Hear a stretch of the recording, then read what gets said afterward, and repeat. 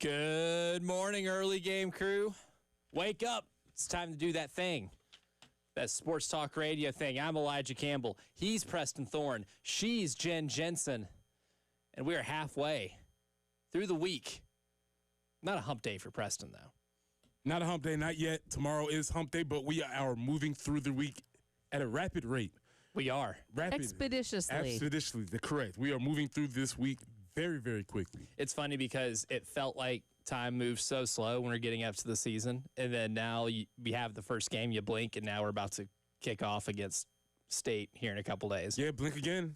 Week 4, week 5, CFP, and then it's done. And that's the whole thing about college football, about football season period. You wait, you anticipate, you count down, and then just like that. It's Christmas. Yeah.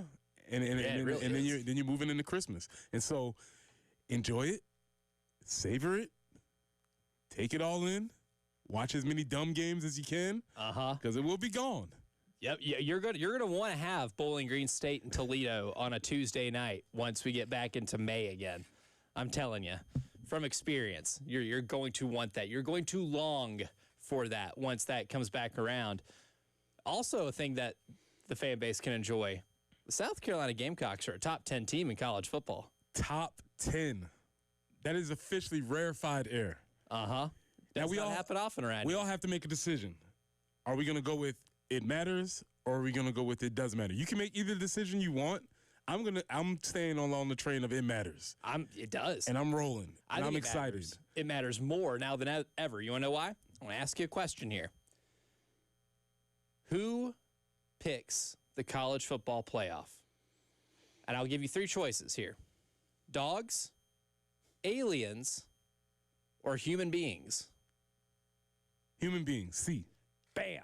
Got it. Nailed it. Human beings are the ones that are sitting behind those laptops in December fielding the college football playoff bracket.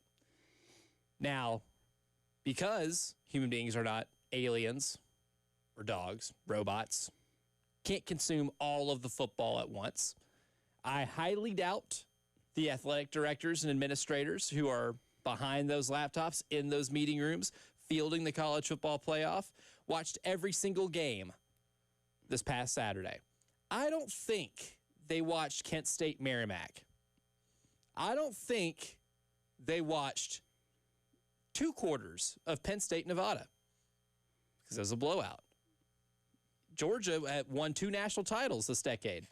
I don't think they watched more than 2 quarters of Georgia Marshall. Thunder and Herd. Chad Pennington ain't walking through that door, I'm afraid.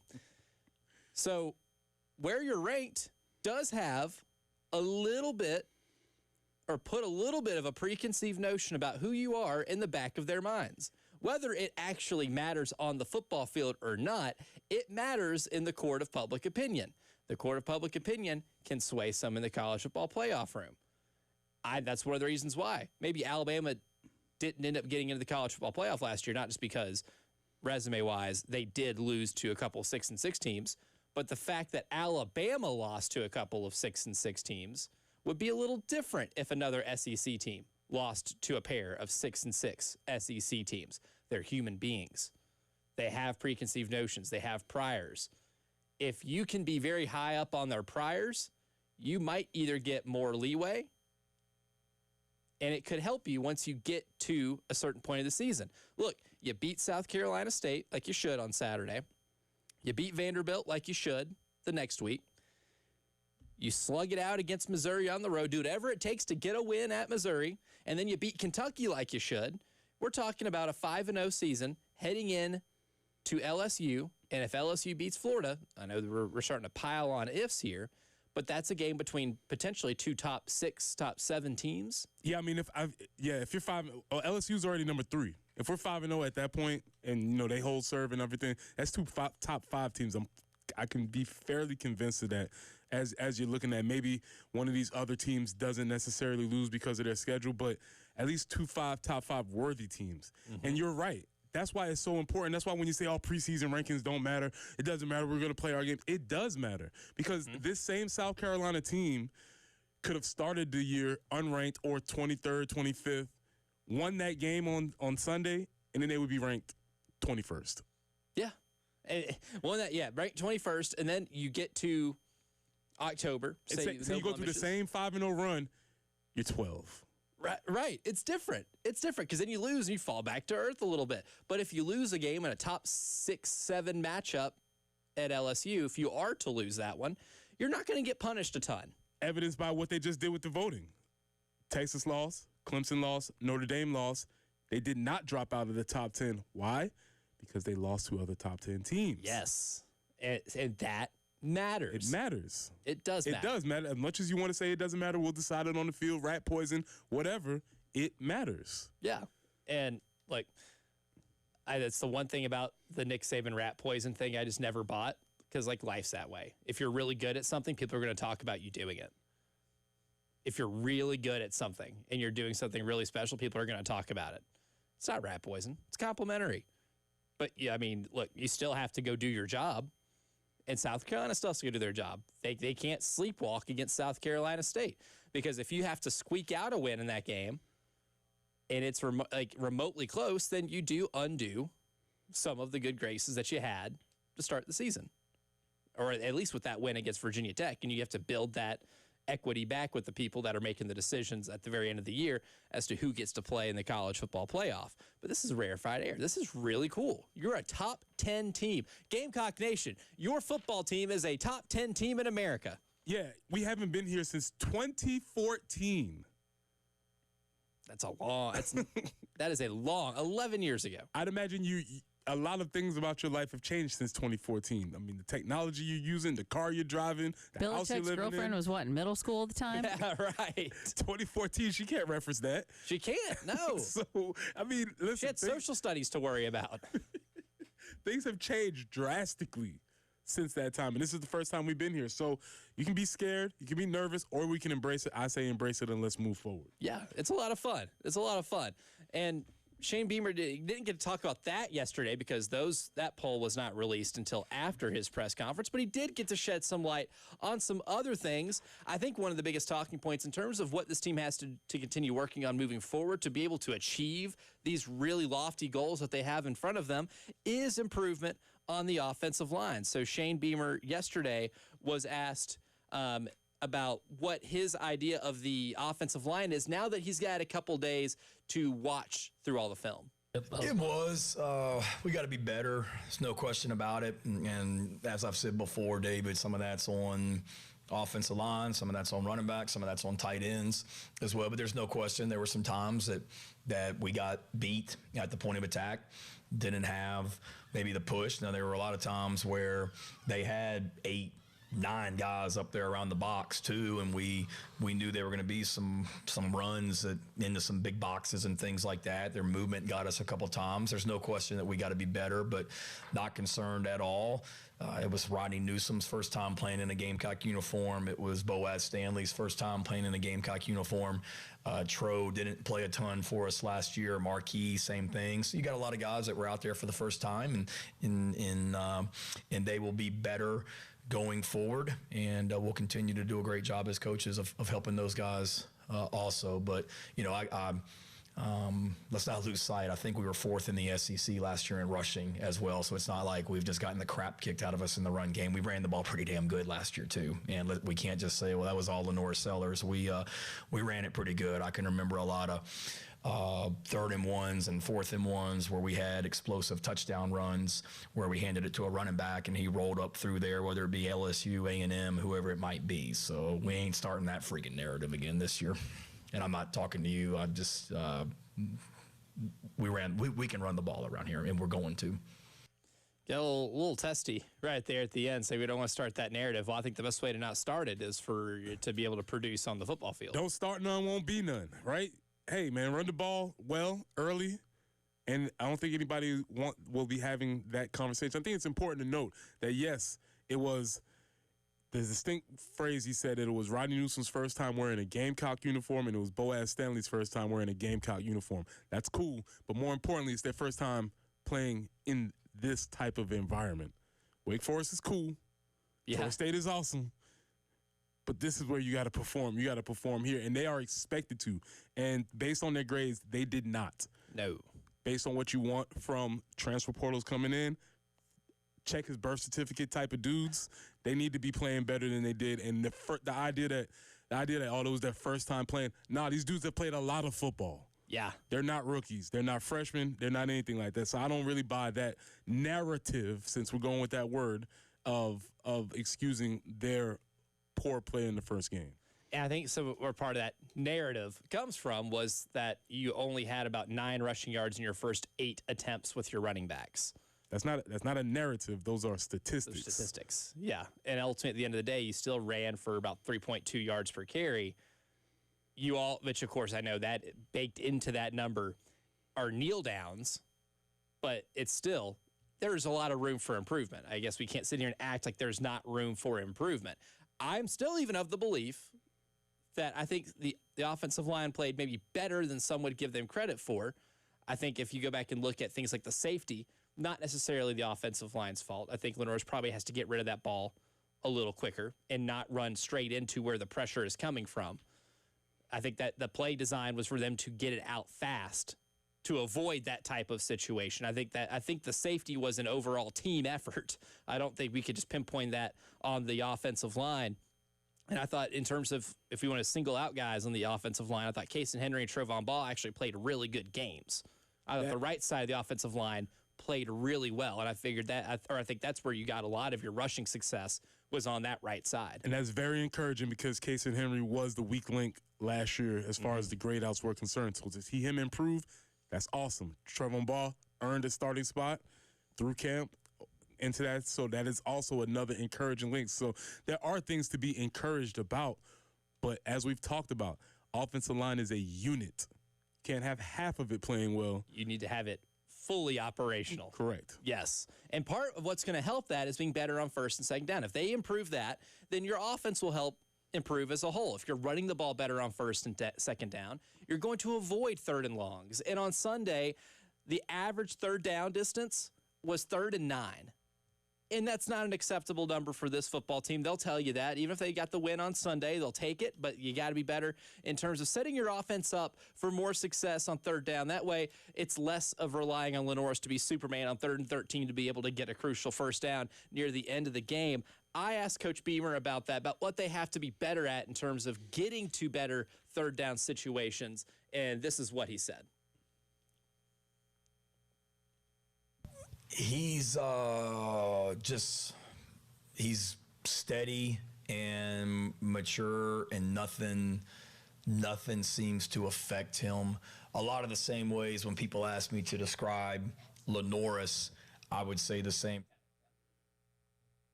I gave a bad hand signal. This is what he said about the third down situation.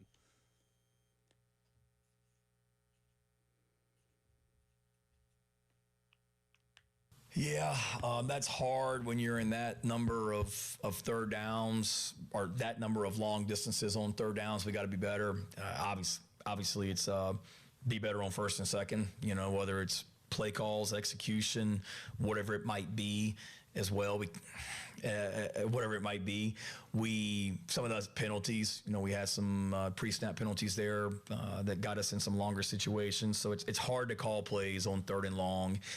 We've got to be better on first and second down. That's where it begins. And I think it's offense and defense. I mean, we had too many 7, 8, 9 yard runs. We got stops defensively, but defensively we had too many like 2nd and 1s and 2nd and 2s and 2nd and 3s, more than I can remember. But no matter what you do on third down, basically your success on third down, offense and defense, is going to be based on what you do on first and second down. And I know it's not cliche, but it's pretty simple from my standpoint. We've got to be better, and each week is different, and it's every game is different. We weren't good enough against Virginia Tech, and need to be better against South Carolina State Saturday night.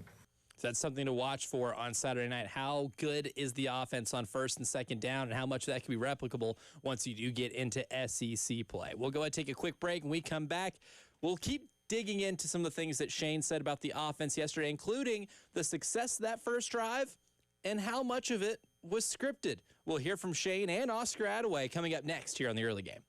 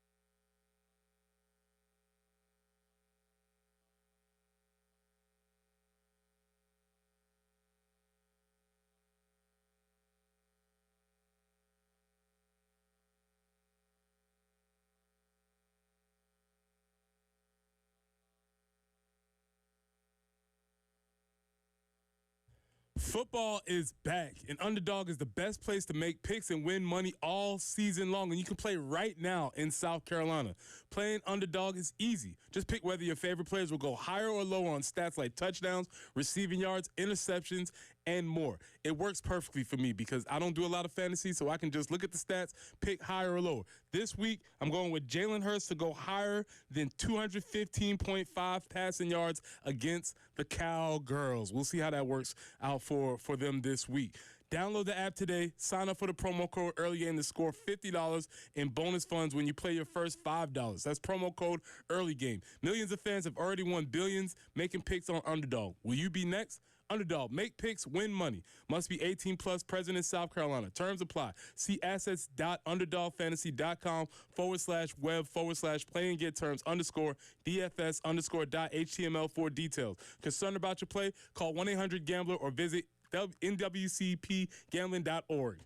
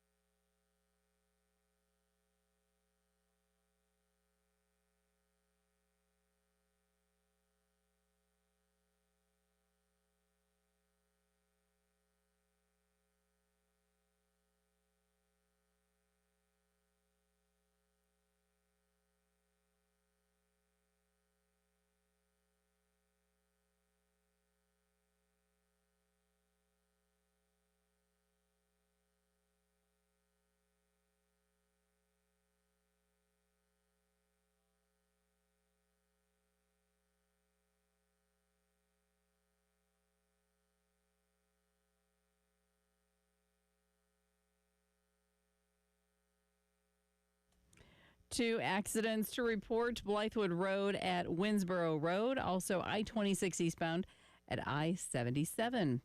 86 for the high today. Tomorrow might see an isolated late afternoon storm.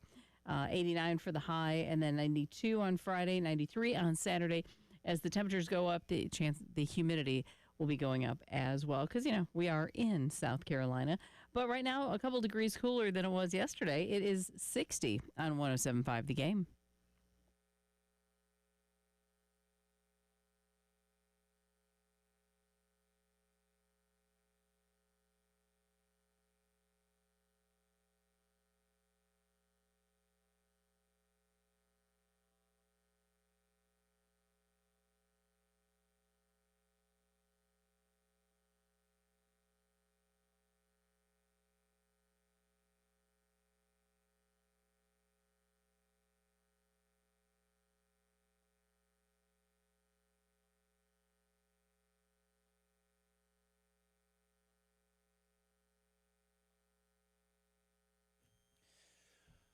How fun was that first drive of the game on Sunday?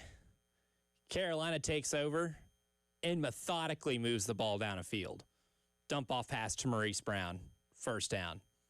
Slant pass to Nick Harbor, first down. Tight end leak to Brady Hunt, first down. Couple of Oscar Attaway runs, then you're set up with a third down deep inside Virginia Tech territory, and then Lenora Sellers just does the thing again, where he takes the ball, runs past the line of scrimmage, makes Virginia Tech defender have to make a business decision. Said defender tried to make a business decision. Lenora Sellers didn't let him. Come here. Ran him over. And that's how we started Sunday's ball game. It is an electrifying version of what this offense can look like.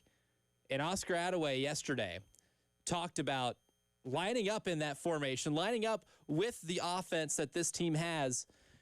And here's what he had to say about what he sees when he lines up out there. Respectfully, man, like just playing with this team, man, like you line it up and then like I look to my left and I see 16 right there and I'm just like, okay, cool. Then I look to my right and I see number 8 out there. I'm like, I'm saying the numbers and y'all already know who I'm speaking about. That's saying something, right?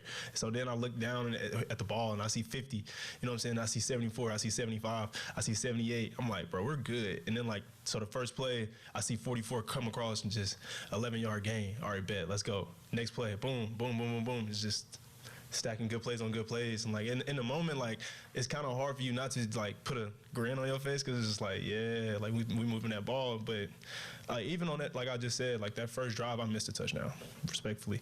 But yeah, like it's a grin on my face the whole time. Like it's fun playing with these guys. Like I love being out there with them. One thing I like about Oscar, too, is he mentions all that success on the first drive, looking at all the players they have. And he goes, in that first drive, I missed a couple touchdowns, or I missed a touchdown. And he's asked to elaborate on that later, and he kind of talks about, yeah, there was a hole, and I just missed it. Which is a thing. Which is a thing. Mm-hmm. Which, when we dissect the running game, that's something when you go back and watch, you have to look for, too, because sometimes there is a hole that opens up, the offensive line opens up, and if the running back doesn't take it, then there's only so much blame we can put on offensive line, right? Like the running game is the tandem or the combination of offensive line and running back. But Oscar Attaway went back on the film, saw it, and said, I had a touchdown right there. But the point remains, the offense in its full form is a lot of fun. And I think that first drive is the greatest example as to what the ceiling of this offense can look like. Yeah, I mean, they had everything. Those are the plays that they rehearsed. Those are the plays that they practiced. It all worked. And so with preparation, with the element of surprise, they were able to go down and score. This is Wednesday. We're now in celebration mode. And so I have to point out that so did North Carolina. And guess what? They did not do after that first drive. Right. And so, yes, you want to be able to go down, execute your game plan early because that gives you confidence for the rest of the game. But you do have to play the rest of the game. Yes, you have to build on that, and you have to be able to adjust on the fly. Do all the things that Oscar said. You have to stack plays on good plays. All those dudes that you just looked at, they still got to go out there and execute. And for much of the game on Sunday, they did not. And so that's where you have to take the next step as an offense to be able to not just do it once, but to be able to do it again and again and again multiple times. Tap into what you did on that first drive and be able to do it the rest of the game. Now, Oscar was asked about the scripted plays, and he said that it wasn't scripted. Yes and no, but more yes than no. Maybe we don't tell them. Sorta. I mean, we have openers where this is going to be the first play of the game, so I knew what the first play was going to be 3 days before the game. I knew that we were going to do that play. We also have plays that we want to get to early in the game. So I'd say, yeah, it was scripted. So maybe Black didn't tell him, but we have a walkthrough the day before the game where we kind of go through the opening plays. So unless he forgot about it, we did the day before the game. So Shane says yes and no. They have openers. So maybe Oscars didn't want to reveal personally that it was scripted. What does he think? What does he think? This is professional wrestling or something? He's like, it's not scripted. It's totally live. It's improv. It's wacky. No, it's okay if it's scripted. It's not a problem. Yeah, we're all doing our own thing. You know. Yeah, it's great.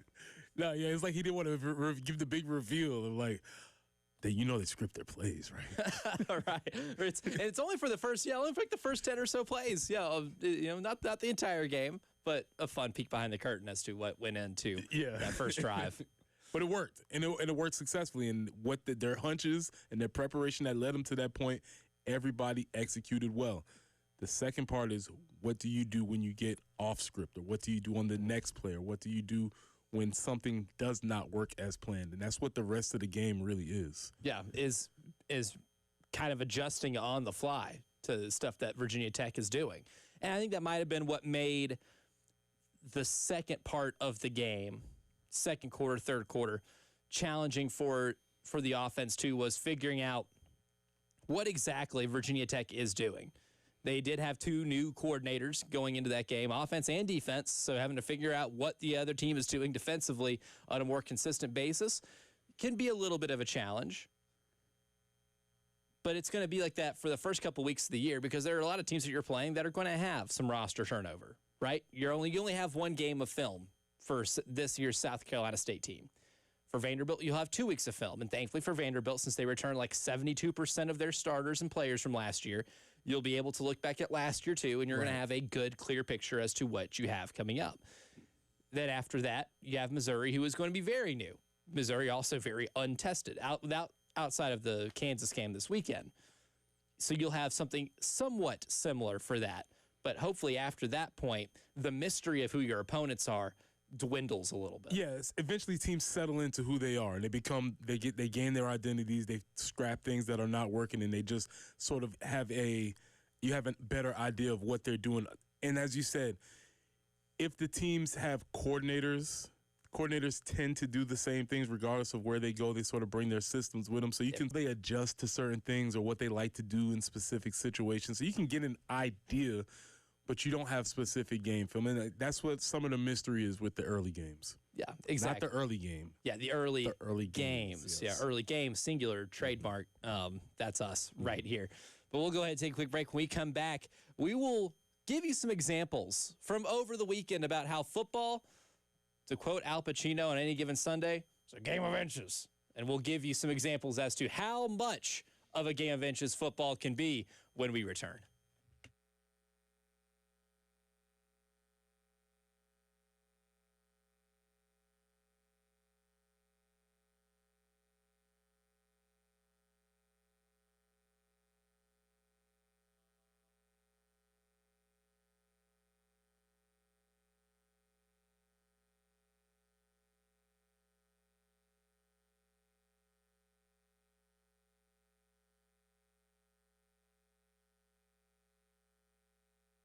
Pressing here for our friends at Absolute Glass, the premier glass company of the Midlands, offering auto, home, and business glass repair. So if your glass is damaged, shattered, cracked, or broken, they can handle the job. Cracked windshield, no problem. They'll come out to your location and replace it for you, usually for free, and they'll work directly with the insurance company to take away the headache. That's right. They'll come out to wherever you are, school, home, work, it does not matter. Absolute Glass will come out and take care of the job for you. If you're at home, you're looking to increase the value of your home, you can do that with new windows and mirrors, and Absolute Glass will take care of it for you too. Windows, mirrors, shower enclosures. Say it all the time. If you can see through it, Ray and Marianne at Absolute Glass can do it. So check them out online at AbsoluteGlassInc.com. That's online at AbsoluteGlassInc.com.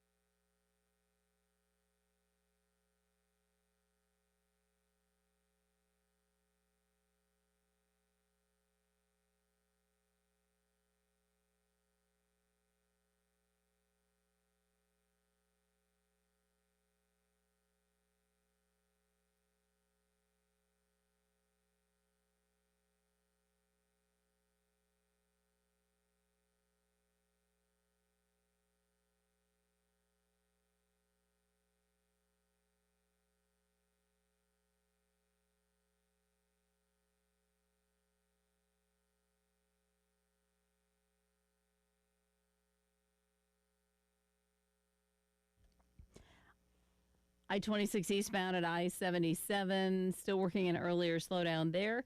86 for the high today.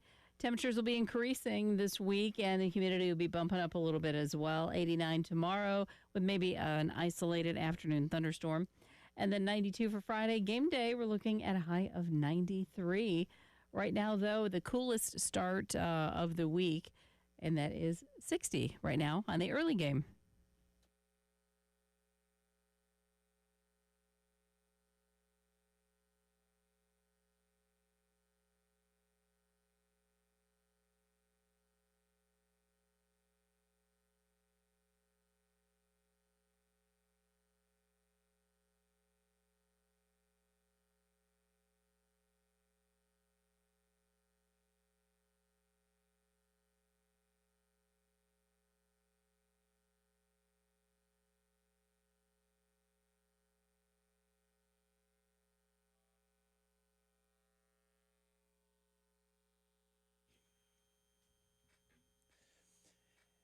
It's one of the most famous scenes in all of football film.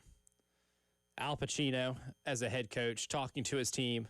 They're the Miami Sharks, if I recall. Been a long time since I've watched the film. A long time. On any given Sunday, he tells them football is a game of inches. Steaming Willie Beeman. Yeah. Hello. I was watching I was not watching the movie, but I was watching the clip in preparation for this, and LL Cool J sitting in the locker room wearing sunglasses. It's like, what's going on here, man? This is odd. A little over the top on that part. Maybe a little bit. Nobody accused that movie of being on the nose. It was a dramatic. Some might say a dramedy, but yes, one of the probably most quoted speeches in football movie hits. Like, you go that one. Maybe Booby Miles in the car. Oh man, Friday night. Yeah. That's a crushing one. That is, that's a soul crushing scene. There's some solid ones. Yeah, there's some really good ones. But football being a game of inches, very on the nose. Even if nothing else in that movie is pretty on the nose, that bit is. So we decided to go through examples in college football this week that perfectly mirror that reality. That sometimes football is won and lost in a game of violent real estate acquisition, can be won and lost in the thinnest of margins that can be measured in inches. To go back to this, the countdowns, the preparation, the weightlifting, all the time that you're practicing, and all of that comes down to whether or not somebody is an inch this way or an inch that way, or a split second here or a split second there, or the ball moves a millimeter instead of a centimeter, or whatever the case is. All of that culminates in some of these plays. And as we were looking at this, every big game this weekend had a pivotal moment that was really could have went either way based on a call, based on movement, based on anything. So I do think, because this could go into like, well, what if? It's not really what if. That's a different game. We can play that game too, but that's not the game we're playing here. We're just pointing out that this was so close to not being this. It's really fascinating. And that it sometimes, especially in week one, it can change narratives, right? For example, Nebraska-Cincinnati. Cincinnati defensive back had a beat on a ball, and if he's just there a step earlier, it's a pick six. Cincinnati would have beaten Nebraska. And then I think we're talking about Nebraska in a whole different light, right? I mean, that would have been one of the bigger stories week one, is that Nebraska is Nebraskaing, and they lose yet again, right? But it didn't happen because Dylan Raiola made even though it was not the greatest decision with the ball, they avoided disaster. Sometimes disaster for football teams merely inches away. And we're not exempt from that here at South Carolina, too. I picked out a couple plays from the game Sunday specifically, and the obvious one is the touchdown being overturned. The ball wobbles a couple of inches, moves just a little bit at the end, and as absurd as the call is, it cost you 4 points. For sure. For sure. And that's one that's on the positive side. That's one that we will go back and look and see, man, if we would have did this, we would have been up by more. We would have had more points. But we don't ever look at the ones that went our way. Yes. And like one, because depending on how the result would have been, changes your idea on how the throw was. Donovan Murphy had one catch for 21 yards. In that throw, Lenoris put it through maybe the tightest window. It might have been the tightest window throw in college football that weekend. And I want to say that was in the third quarter was when that play happened. It's a slant, very similar to what happened with Nick Harbor on the first play. Awesome camera angle, too, because you can see it. And thankfully, from where I was sitting, my vantage point was I'm in the corner, the left corner of the end zone. So I'm looking at their backside going towards the field the opposite way from me. So I see that throw, and I immediately, I kind of sit up in my chair a little bit. I'm like, that very well could have been picked off, but that was put in through just an incredibly tight window. And if a linebacker is one step over to his left, he's picking it off, maybe taking it to the house.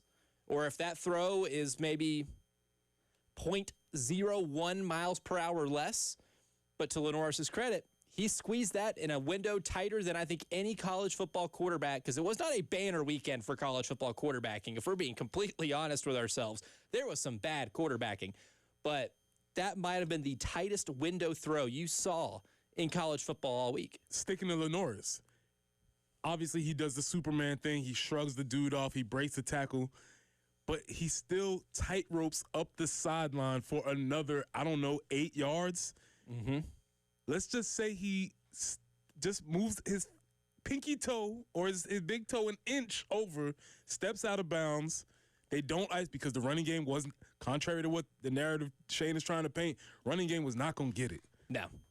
They were not succeeding as much. So we don't get that first down. And again, this descends into a sliding doors, butterfly effect type of deal. But he iced the game by tight roping up the sideline, and that does not have to happen.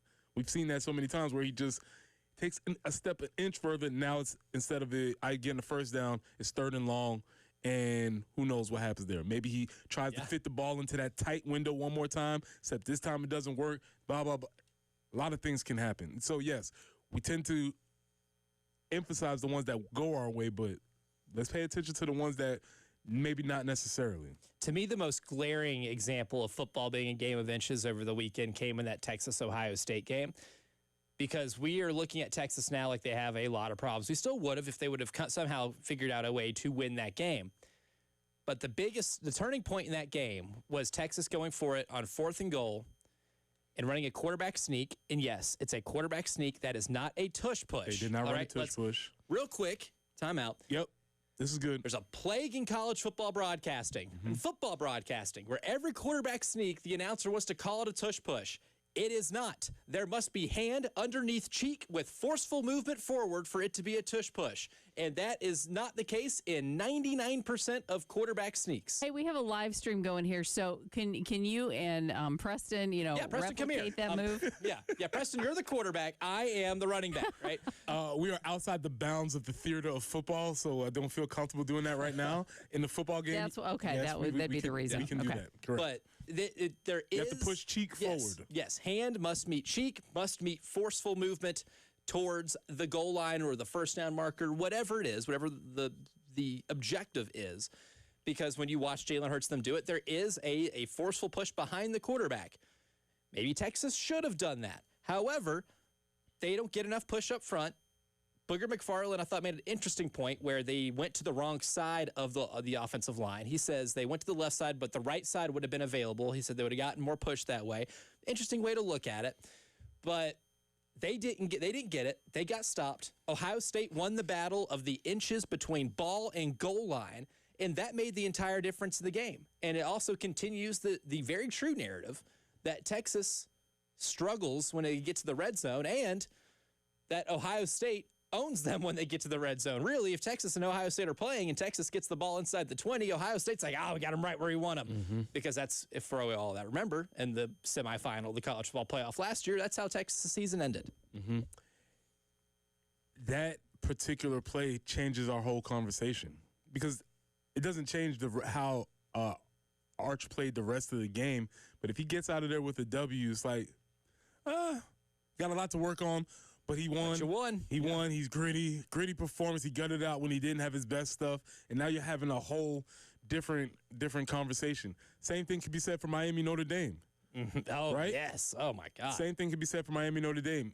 The freshman quarterback plays a really solid game. Given the circumstances, he played a solid game. He throws a pick And when you look at it in the box sheet, it just says interception. But when you watch it, it was tip pass, tipped by another guy, tipped by one of his guys, that where the defensive lineman who's in pursuit comes and catches it. It was tipped so many times that a defensive lineman got to leave the line of scrimmage, go to the boundary, and be able to pick it off because that thing stayed in the air forever. And all it says in the box score is interception, and that's rightfully so. However, if those small little circumstances do or do not happen, things can change in what was an otherwise extremely close ball game. So many instances on how football is a game of inches, and hopefully on Saturday we don't have to use any examples on it being a game of inches when the Gamecocks take on South Carolina State. But what do we know about South Carolina State? Well, we'll get a little bit of intel coming up next here in the early game.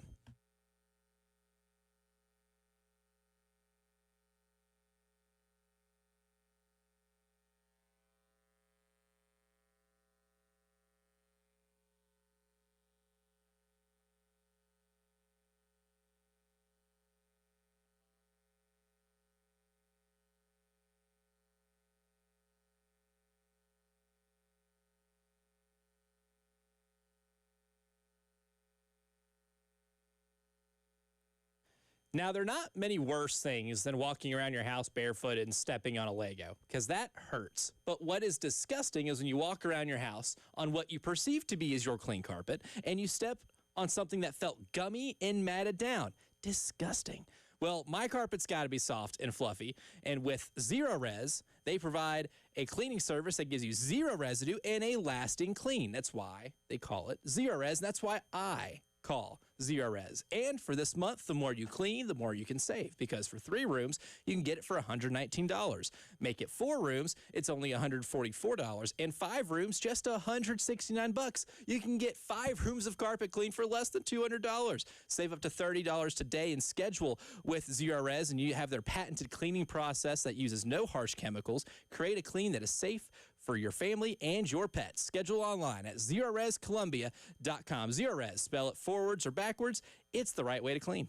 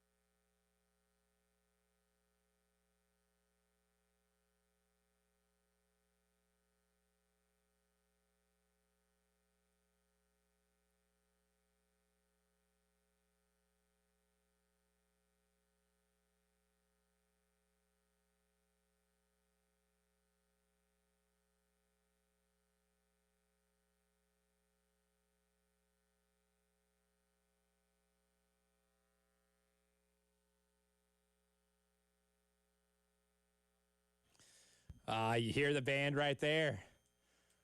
One of the best in the country. They'll get to make a trip over here to Willie B this weekend. Marching 101. Marching 101, one of the best in the country. Also, you need to know, if you do not know, they are the Marching 101 because FAMU's band is the Marching 100. So they are the Marching 101. Correct. See, my favorite things about like some of the long-standing HBCU rivalries is like the constant one-upsmanship for sure. that extends beyond football. For sure. Right? Like these schools have been around a long time. For sure. Right? Yes. So that is the Marching 101 because the other school down there, they're the Marching 100. So obviously you're going to be one better than them. And it wasn't too long ago that they got to play. South Carolina State got to play in Atlanta for the Celebration Bowl. They've been there several times. 2 of the last 4 years for sure. They beat Deion Sanders and Jackson State for it. Beat Prime in the first time. Then they went last year. Yeah. And they lost last year, but they have been in that game several times. So the Bulldogs have been a program that has obviously have a long and storied tradition, history, and all of that stuff. But they've been really good recently. Yeah, they have. And Coach Berry, it was his first year at South Carolina State, replacing Buddy Pugh, takes them to the Celebration Bowl. Like, I mean, that's how you know the guy can coach really well. There was no year zero for Coach Berry at South Carolina State. No, and Coach Berry has the thing that I look for in coaches. Can you just win at whatever level? Can you win anywhere? He came to Benedict, program that was down in the dumps, and he went 27-7 while he was in Benedict, took them to the playoffs 2 years in a row. He's a winner. Went to South Carolina State, 9-3 last year, 5-0 in the MEAC. Went to the Celebration Bowl. The team is going to be well coached, well prepared. That doesn't mean that South Carolina should struggle with them. No. But you will see a well coached and well prepared team on that field on Saturday. And the more I looked into it, because I've scheduled for today to go back and watch the entirety of that first game against Wofford, which is 16-15 win, and it was a pretty exciting game. But they're interesting in terms of just how the game went, right? 2 quarterbacks that they play, both threw the ball over 10 times. So number 2, Ryan Stubblefield. Number 1, William Atkins the 4th. Now, Atkins threw the ball 33 times. Stubblefield threw it 18. So they're both throwing threats to get to once they get in the game. They will both throw the football. We'll talk about this a little bit later when we get into our scouting reports, maybe on Friday. But as a fan, this is a type of team that may frustrate you a little bit because of the type of offense that they run. It's high tempo, a lot of short, a lot of passes that might get in. They might get into a little bit of a rhythm. You might get a little bit frustrated as you're watching them maybe march down the field as the Gamecocks get acclimated to that type of offense. So that's just something to be thinking about as you're watching this game on Saturday. Which makes them interesting. Like, that's the thing. And at least if you're going to have an FCS team on the schedule, I prefer them to be local. And I prefer them to be a little interesting, just from a visual standpoint. And I think any team that plays 2 quarterbacks in their first game of the year against an evenly matched opponent, they both get in there and throw the ball at least 18 times. They're not afraid to throw the ball across the yard. No, they will throw the ball across the yard. Very like up-tempo, upbeat offense. They will be on the ball. They'll be trying to push the tempo, trying to make South Carolina defend all 53 yards across the field. They will be trying to do things. And as a fan, it probably will be a little bit frustrating because they'll complete a couple of passes, make a couple guys miss in space, and you're like, it might be one of those types of things. But just be patient; it'll be fine. But because they are well coached and they execute well, it'll be interesting to watch. And I want to say for one of the quarterbacks, I believe is Atkins, just to give you an idea as to the type of passing attack they have. It was Atkins. 6.4 is his ADOT. I know a stat you love, average depth of target. Not throwing the ball downfield a lot, but they are going to try to kill you with paper cuts. Absolutely. Absolutely. Especially when you have a team, when you're playing a team that's obviously more talented, you're going to try and scheme them up, try and make some things happen. So just beware that could be something that happens, especially early in the game on Saturday. It's a unique type of challenge, too. It gives you a different type of look. That way, if you play somebody with similar offense down the road, you know at least the raw basics on how to be able to handle that. We talked a lot of offense here in the first hour of the early game, but starting hour number 2, Shane talked about the defensive line and the defensive line's success. We'll hear from him coming up next.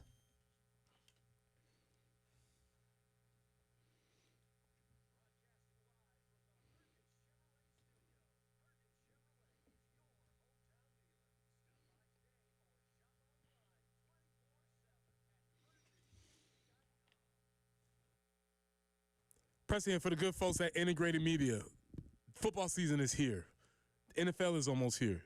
Do you have your outdoor setup ready so that you can take advantage of this beautiful, cool fall weather that we are about to have? What could your outdoor setup look like? It could be Samsung Ceres TVs that are waterproof, Sonos outdoor speakers for TV and music, Wi-Fi that works indoors and outdoors so you can have all your devices running at the same time. Your laptop, your tablet, your phone, your TV with no lag time so that you can have all these games running at the same time.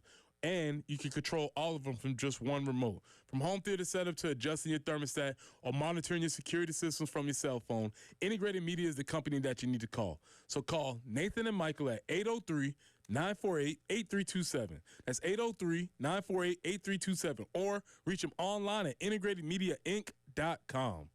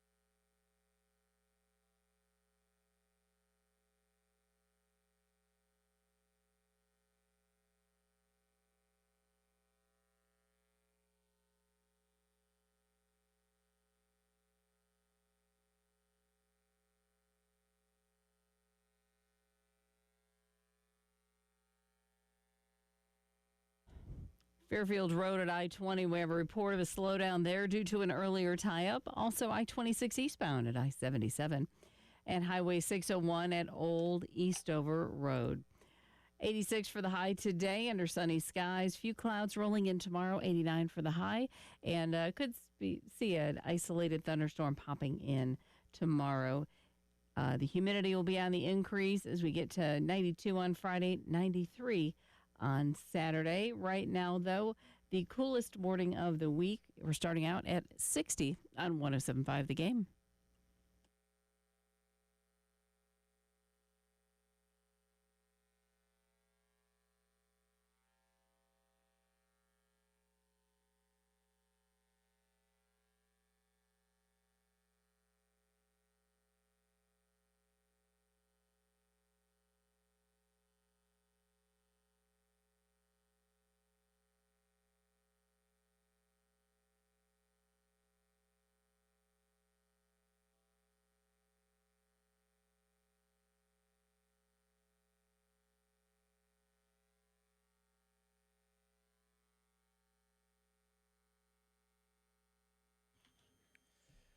Hour number 2 of the early game starts right now. I'm Elijah Campbell. He's Preston Thorne. She's Jen Jensen. And we're talking Gamecock defense because that was probably the biggest surprise, I think, that nobody really anticipated on Sunday was that not that South Carolina's defense would play well. It's that South Carolina's defense kept Virginia Tech's offense out of the end zone entirely. 4 quarters of football, no touchdowns given up, only surrendered 9 points to the Virginia Tech Hokie offense, and one of those came from a 56-yard field goal at the very end of the first half. About as well as you could have scripted it up for the South Carolina defense, especially a defense that replaced a bunch of NFL dudes up front and in the linebacking room. That was the thing I think we've talked about all offseason long, was how this defense was going to respond with an entirely new cast up front in its front seven. Yeah, and they answered some questions early about what style of defense they would play, what they were going to be able to, what they were capable of, what different players' roles were going to be in that particular scheme. So we got a couple of questions answered early. Now, I don't know how good Virginia Tech will be. I think they'll be okay. I think they'll be pretty solid. good. We'll see how they go. They can win 8 games. Right. So we have to build their resume. Obviously, they have to continue to do this. This is another challenge this week. This is a team that you are markedly better than in South Carolina State. This is one of those games where you want to try and let's see if you put up those donuts or those types of things. What domination? As Lou Holtz says, this does not have to be close. You want to do all of those types of things if you're going to be on the path towards being the defense that you want to be. You have no obligation to make this game close. That's a direct quote. You do not. There's no obligation to make this things close. I know the band's here. I know your parents are here. Your girlfriend's here. Whatever. That's not on you. No, that's not on you. Your job is to keep them out of the end zone. See if you can do it again, because I think our outlook on this defense, if they hold their first 2 opponents without a touchdown, I think we're looking at this defense with a lot of optimism, even if it is playing against Virginia Tech and South Carolina State. I think that's one of those things. It's one of those stats right there, tidbits of information that's impressive regardless of who is on your schedule and who you're playing. Shane Beamer was asked about the defensive line yesterday, and he kind of elaborated a little bit on what he thought they played pretty well at. I thought they did some really good stuff. I thought they played hard. I thought they were active. Nick, Gabe, Kel, Devontae Miles, Troy Pikes, they all got in there. That's what I was proud of. Or excited about was just the way that the effort that they played with. And they're strong at the point of attack, but then they're good athletes and can run. So I thought they were good, and they will continue to get better. It was great to get Troy out there. I mean, that's a guy that didn't go through spring practice for us, and he is just going to continue to get better. He was very active and brings something to us from a pass rush standpoint. So it was good. We got to continue to improve. We got to be better. We got to be better against the pass and generating pressure on the quarterback. And yes, Jameel Walker was engaged. Like the way we do things, all of our strength coaches in practice kind of hang with a position group, whether it be in summer workouts when we're doing conditioning. There were certain groups, and then in practice, they, not all the time, but they spend their time with specific groups. And Jameel, he's always with the defensive tackles during the summer. During practice, he's with them a lot, and he's not involved so much in the X's and O's aspect of it, but he's around those guys and he has relationships with them. So he was a little bit more involved last week during the week. Dove was coaching him, don't get me wrong. Coach Walker was just a little bit more active with him. And then on game day, we kept Jordan in the box because he's really, really good at what he does, just being able to communicate down on the field to Clayton and the rest of the coaches what's going on before you get the iPad in your hand and can look at it after the series. So we didn't want to lose that by bringing him down on the field. So he was still in the box. He was in charge of all the substitutions, but Jameel was able to hear and help facilitate some of the substitutions and communication as well. I think one of the people that's the most happiest with how that defensive line played, Travian Robertson. He couldn't be at the game, watched it from the hospital, and sent some text messages to the coaches after, kind of voicing his pleasure with how the team played. And I think as somebody who has been coaching them up all off season long, and you watch that game even from afar, even if you're not directly involved in the communication that's in the stadium or on the field, I don't think you could be more pleased with how everything kind of unfolded on Sunday. Yeah, they played very well. And the first thing that Shane said is they played with effort. They played with intensity.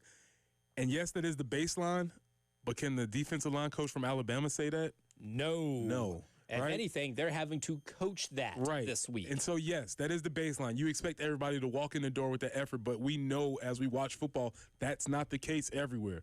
So for them to at least satisfy the minimum of that Now we can build on everything else. Now we can start working on getting pressure to the passer and doing all these other things. But for them to go out there, at least play hard, and I think that's what they're going to have to do because, and it's no slight to them, but they are not as talented physically, as dynamic as the group last year. So they're going to have to play as hard as possible. So that's, I think, them figuring out who they are and what they need to do to be successful. I think that's one of the reasons why this linebacking group is so interesting too, because they flew around the field and they're incredibly athletic. I think that's kind of the strength of the linebacking room. That's what we've heard all camp, all offseason, was that, yes, Fred J.R. Johnson, Justin Okoronkwo, Sean Murphy don't have a ton of in-game experience at the Power 4 level.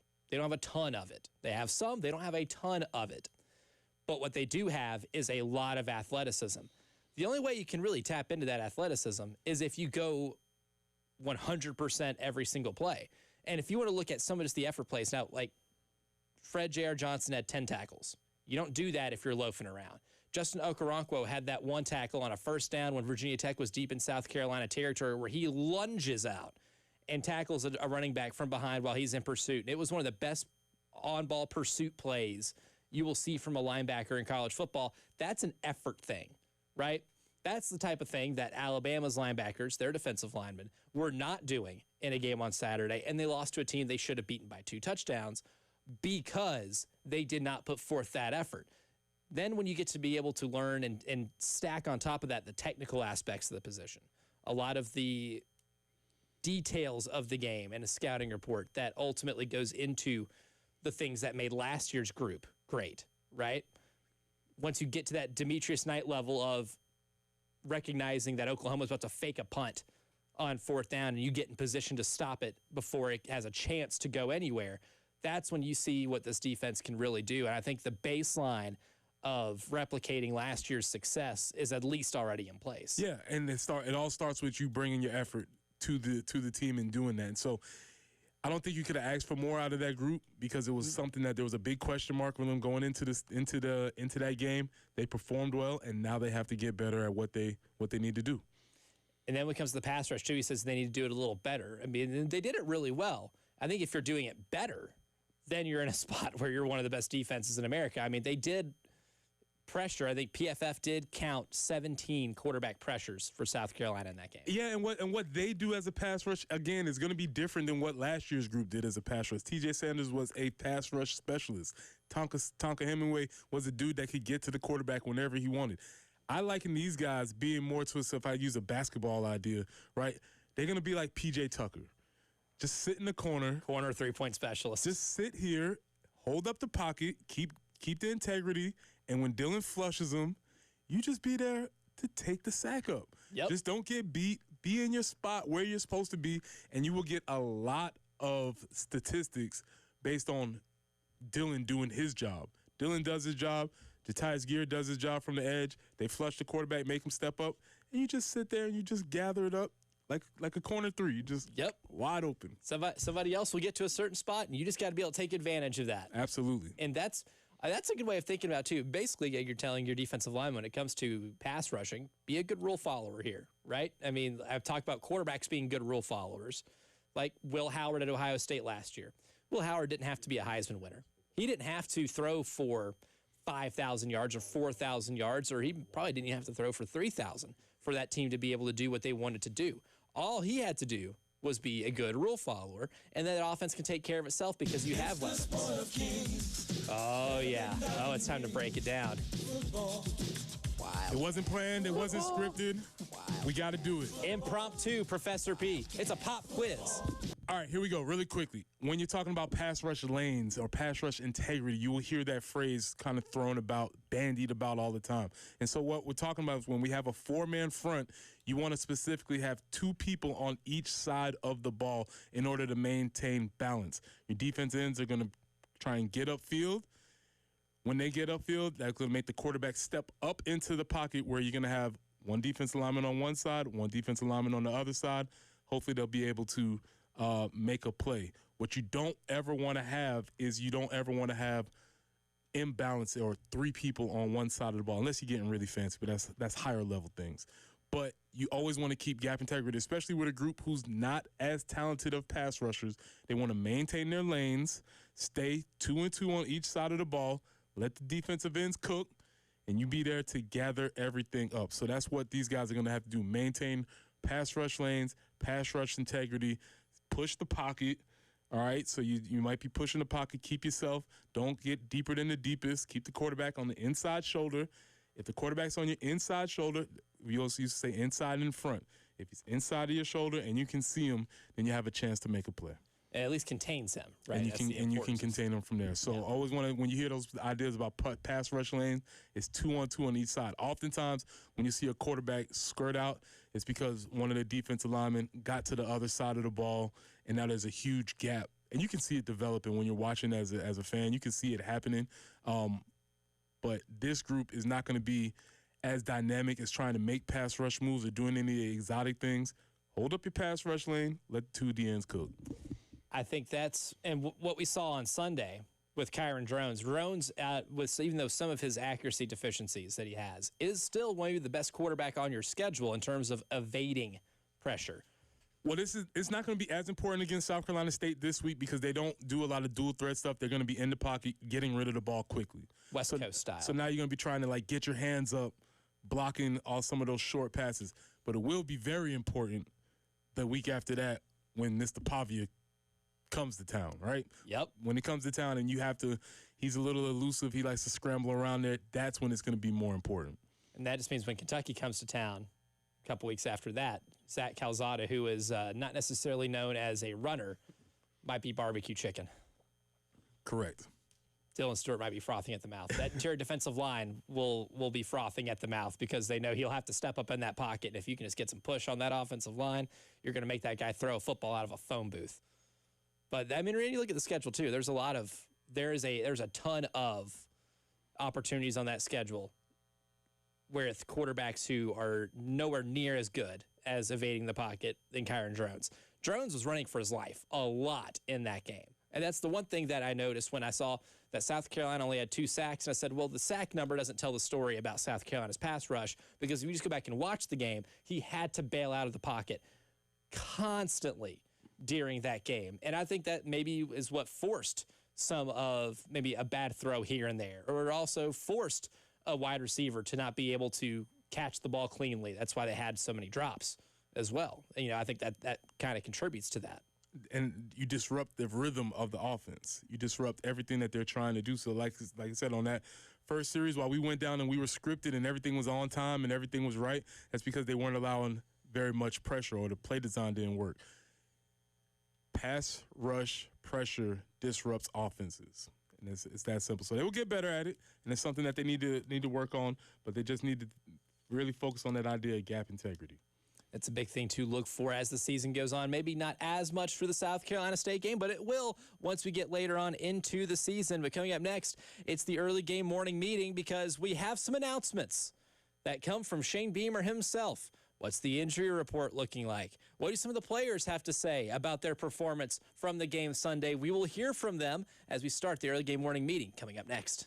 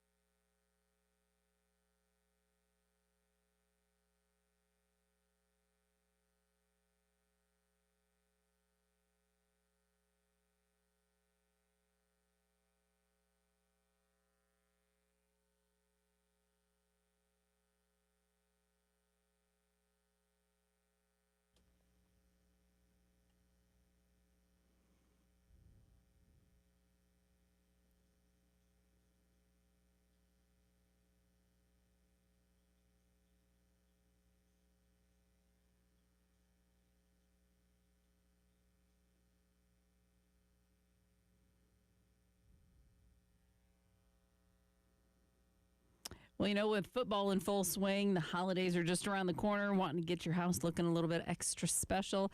And if you're looking to do some renovations, now might be the time.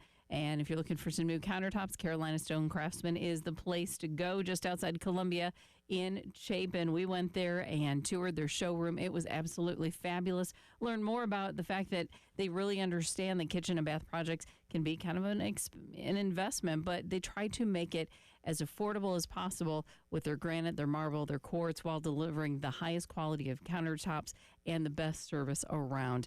And we were thrilled with the process, visited their showroom, which is beautiful. They helped us answer questions, and we got the installation done in a couple of bathrooms. If you're in the market for countertops for your kitchen or bath, I do encourage you to reach out to Carolina Stone Craftsman. Tell them Jen Jensen sent you. They are family owned and operated. I love that. And they are local, just beyond Columbia and Chapin, and beyond your expectations. Visit them online, carolinastonecraftsman.com.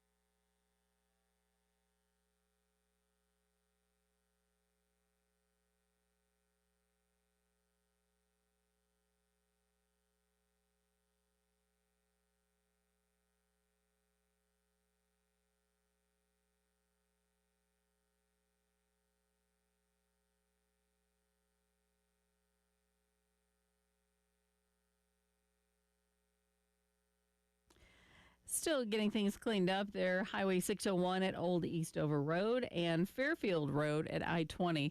We also have a slowdown due to an earlier accident. It's going to be sunny and 86 today. We're going to watch the humidity kind of increase. Tomorrow, high of 89, maybe an isolated storm possible late in the afternoon. Friday, 92 with sunny skies. Going to be sunny really all weekend. The high on Saturday, 93. But starting off a little bit cooler today. 60 right now on the early game.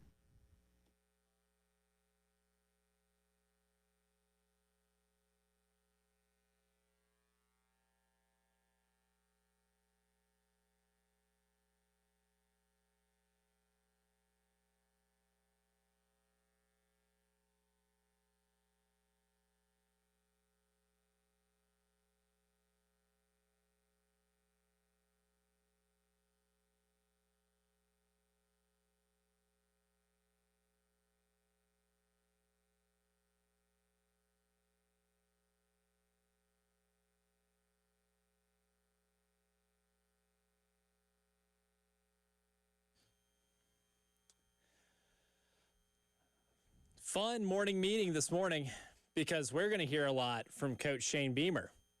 Got a big win on Sunday, a short preparation week going into the home opener at Willie B. I am excited for that. It's felt like it's been way too long since we've been in that stadium.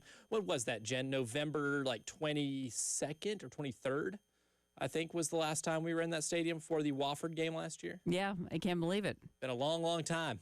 Been a long time since we're there for a game at least. We went to the Yeah, very true. Yes. Very true. For a game, different to experience that game day environment. We get that this weekend. But what did Shane Beamer say about certain things leading up to this game? We'll discuss that on the morning meeting.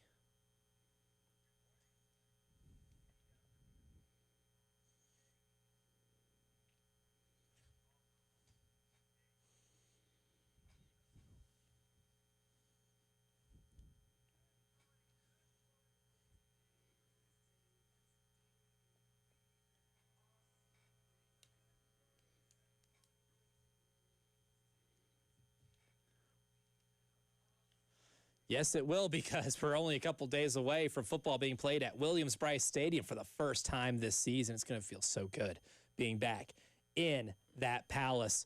We'll go and start off with some of the things that Coach Beamer said about his team ahead of the game, and what better way to have a meeting, Preston Thorne, than to do some announcements, specifically with some updates on injuries. This was his overall injury update going into yesterday's press conference.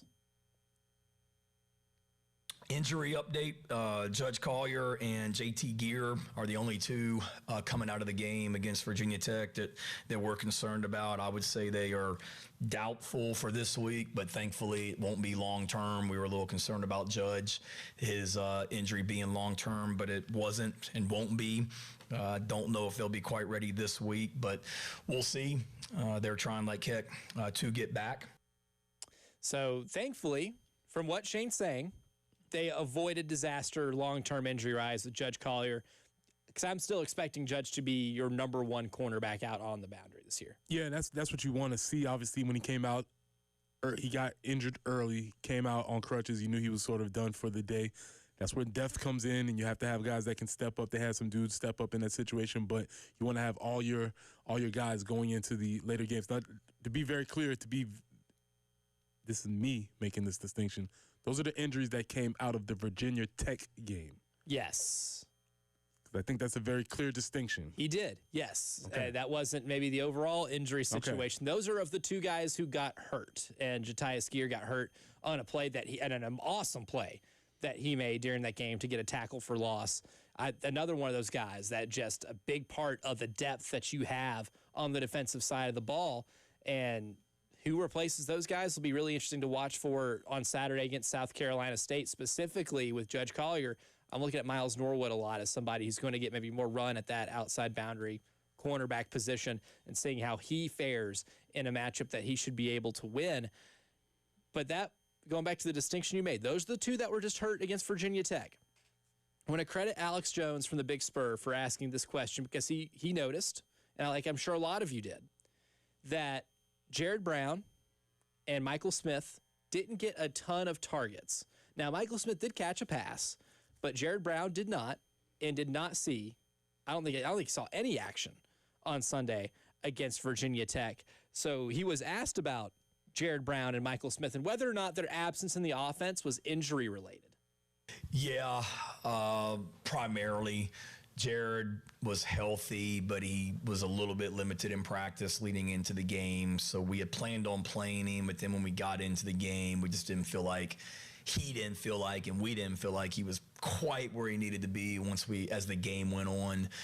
Mike had been a little bit limited, but also, practice matters here, and not saying that he didn't practice well, but we just felt like Brady Hunt, Jordan Dingle, and Mo Brown had been a little bit more efficient in practice going into the game, and we had planned on playing Mike a little bit more than what he did, but he got a catch and didn't have a ton of reps. But those are two guys that are two of our better players, and we need them to prepare the right way during the week and then be able to go play more on Saturdays than what they did the other day. So, Preston Thorne, you hear that maybe there are some injuries involved, but also... Let me pull out my Coach Translator 3000 here. Ooh, fancy machine. Yeah, let me pull out that. Sounds like it's dial-up internet. Yeah, it is, because coaches have been talking coach speak for a long time. You got to pull out the old book to translate It's all it. reliable. First thing, listen, man, you're not healthy if you're limited. So you can't say those. That's a contradictory sentence. You can't say, he's healthy, but he was limited in what he can do. That's not the same thing. And then the second part about Michael Smith, when you say practice matters around here, that means he's not practicing well. That means he's not playing well. That means that everything that we were told as far as the athletic ability, the ability to make catches, make plays in space, none of that matters if you're not practicing well. Could that change throughout the week, throughout the season? Yeah, maybe once you got to Sunday and you saw somebody else's names getting called and you saw all those 12 personnels, 13 personnels, all these tight ends going on the field, and you're not, maybe that might turn a light on in his head. Maybe that might get him going. I don't know. But when the coach says that means you did not have a good camp. And so he got to get himself together and figure out what does he want to do, what is his role, because it's not about athleticism or anything like that. And to be quite frank, he's a better athlete than any of these other dudes. There's really no reason. There's no reason why any of those guys respectfully should be playing in front of him. Right, athletically, he's in a class of his own. Except for the idea that he's not practicing well. The combination of size and athleticism for Michael Smith is the intriguing part of what makes him such an interesting player on this offense. But especially when it comes down to things like blocking, right? Which is a want to. That is a want to, right? I mean, I can think of some great tight ends who were not necessarily fond of having to put hands on another human being. Jimmy Graham is maybe one of those best examples, right? Jimmy Graham didn't get paid all that money to block. At least, he played like it, but he was 6'7", and you could just throw the ball up down the seams and be able to get him the ball, and you're picking up 18 yards a chunk, right? But that's because he was the best in the world at that time when he did that. You got to be able to block. You got to be able to do everything in practice to show that you can be able to go in there and make plays happen. Defensively, team looked about as good as you could have expected, and the players were definitely excited about their performances as well by keeping Virginia Tech out of the end zone. Here's Justin Okoronkwo on his thoughts on South Carolina keeping the Hokies out of the end zone.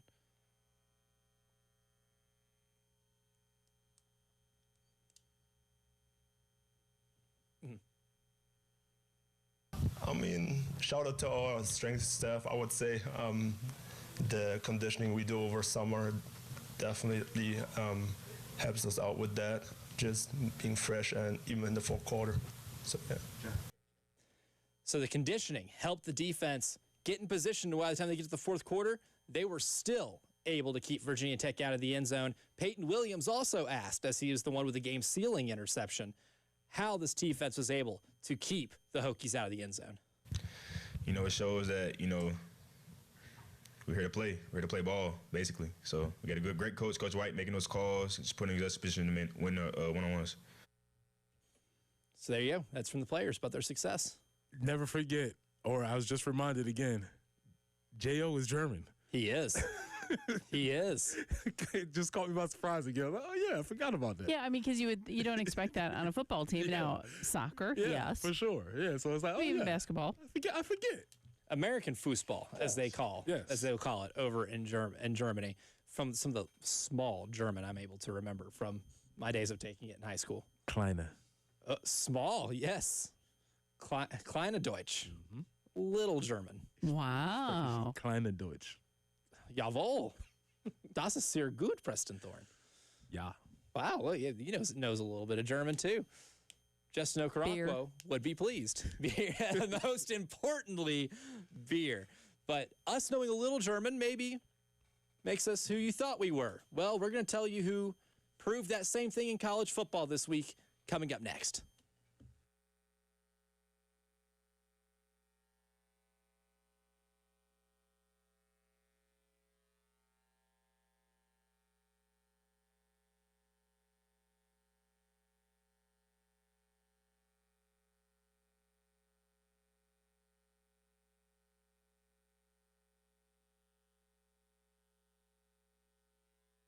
Football is back, and Underdog is the best place to make picks and win money all season long. And you can play right now in South Carolina.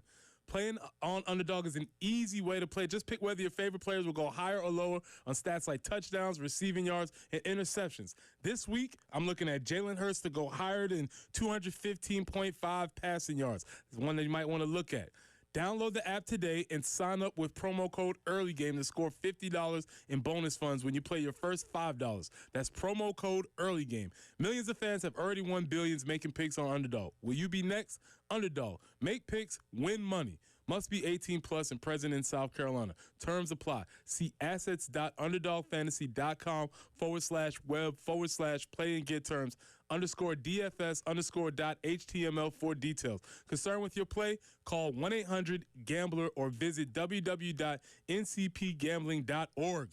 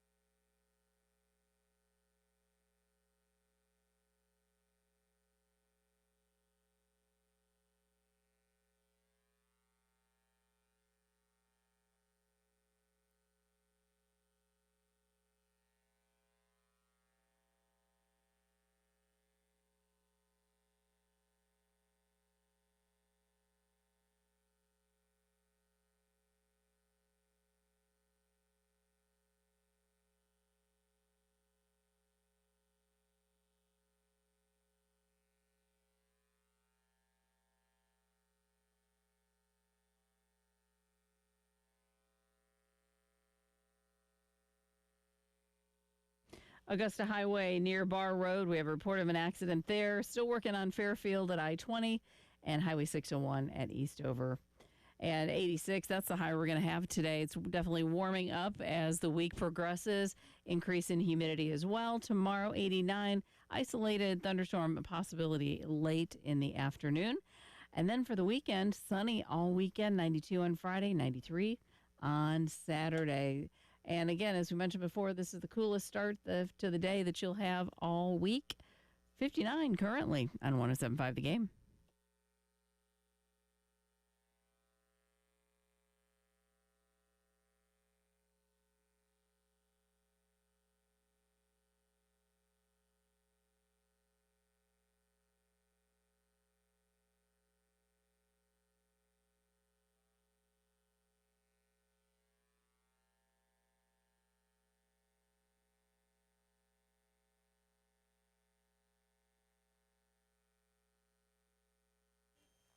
One of my favorite press conference quotes of all time after the Arizona Cardinals blew a, 20-point lead against the Chicago Bears on Monday Night Football.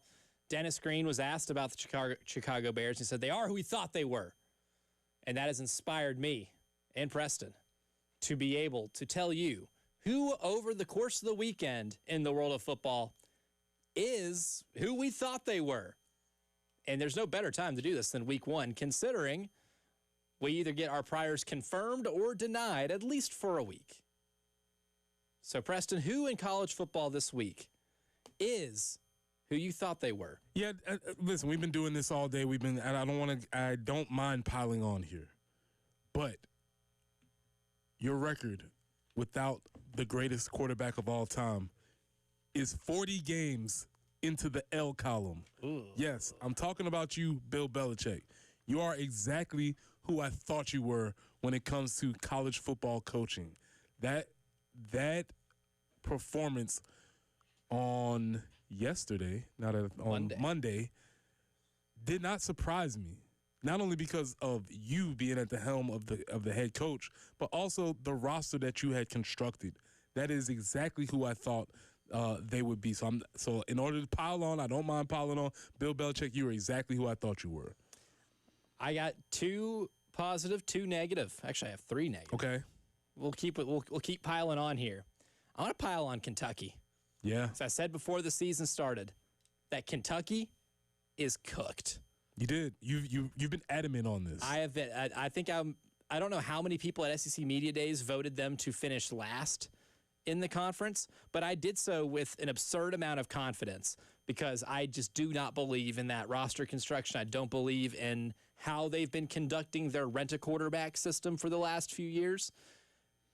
And they've got a lot going on. Mark Stoops, what's his actual investment in the program right now, considering the guy basically was it's not even flirtation. That was straight up infidelity, what he did with Texas A&M before finally deciding to come back to Kentucky.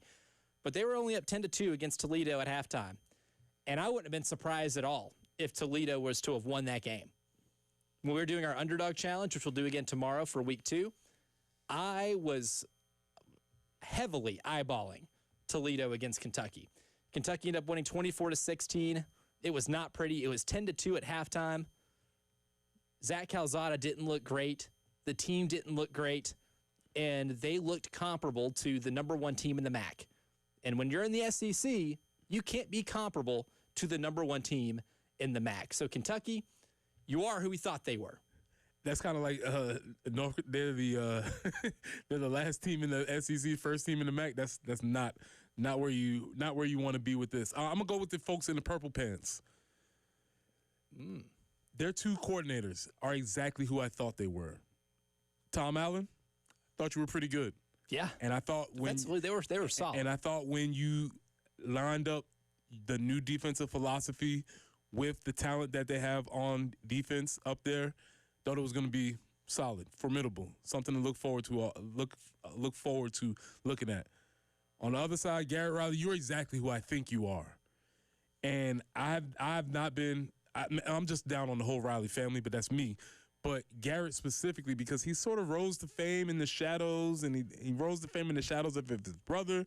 Then he goes to TCU, and he's running this offense. But is he really running the offense? Because it's Sonny Dykes' offense. Mm-hmm. So in his first real gig, to me, he has not proven himself to be the dynamic play caller that I think his name has preceded him a little bit. That's good because they were certainly underwhelming. So the coordinators at Clemson, they are who we thought they were. Correct. Tim is on the AAA Heating and Air phone lines. Tim, who is getting the Dennis Green Award for you this weekend?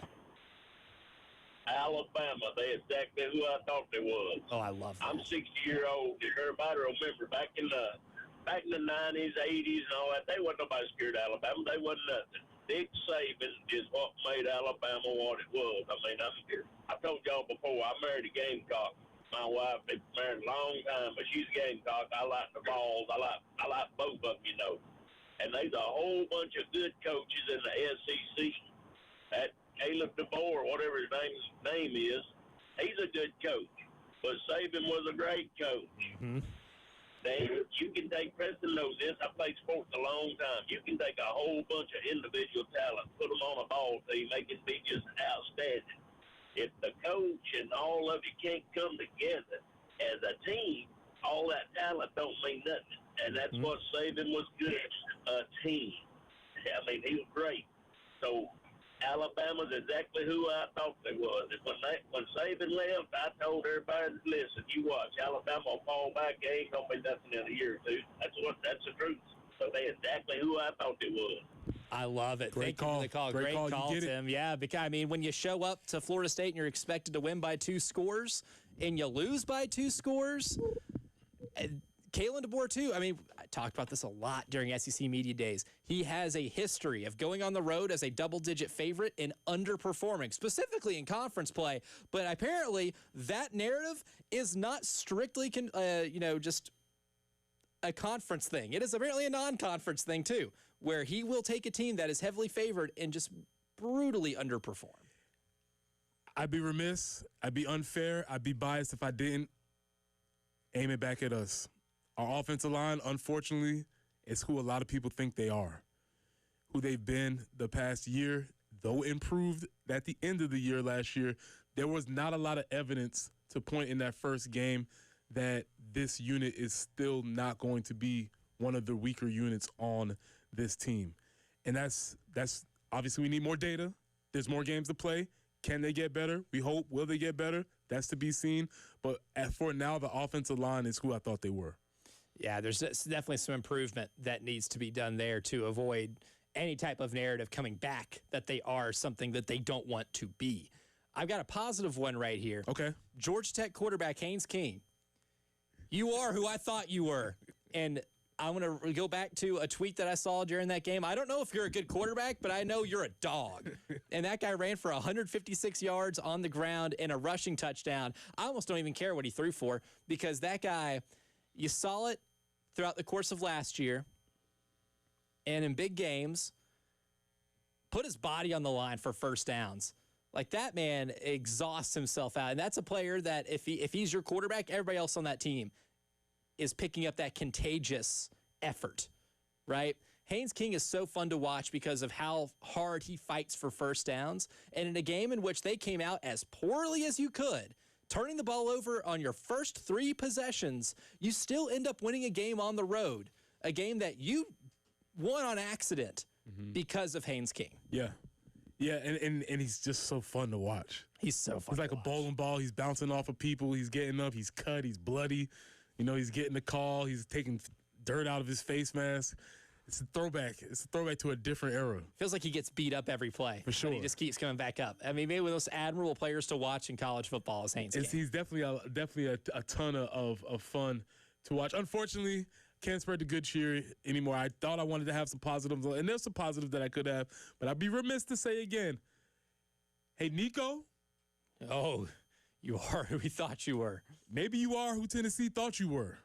And maybe that's why you didn't get the money because, Nico, sir, you went 11 for 22 with 136 yards.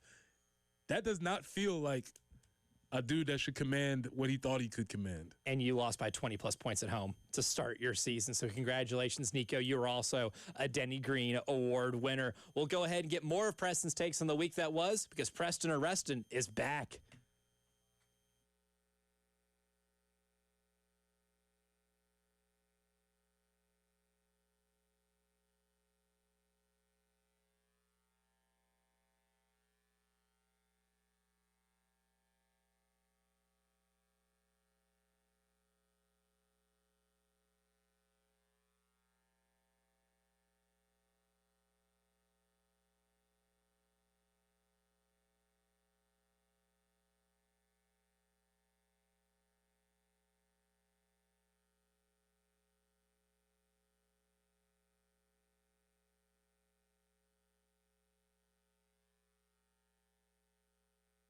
Presser here for the men's clinic. I know you've been feeling like you lost your edge. Maybe brain files got you struggling to focus. Maybe you're working out and not getting the results that you used to. Well, don't live with it. Reclaim your drive, your energy, and your focus at the men's clinic. Dr. Dan Boaknight will get to the bottom of it. At the men's clinic, you'll find a non-threatening, comfortable environment that's open to hearing your concerns. I know many guys out there don't want to go to the doctor, but I think you'll find that the men's clinic is a little different than most. And here's the best part. Your initial consultation with Dr. Boaknight is absolutely free. They'll check your T levels, and they'll do that for free. You have nothing to lose and everything to gain. So don't wait. Call them at 803-875-MENS. That's 803-875-MENS. Or find them online at mensclinicsc.com.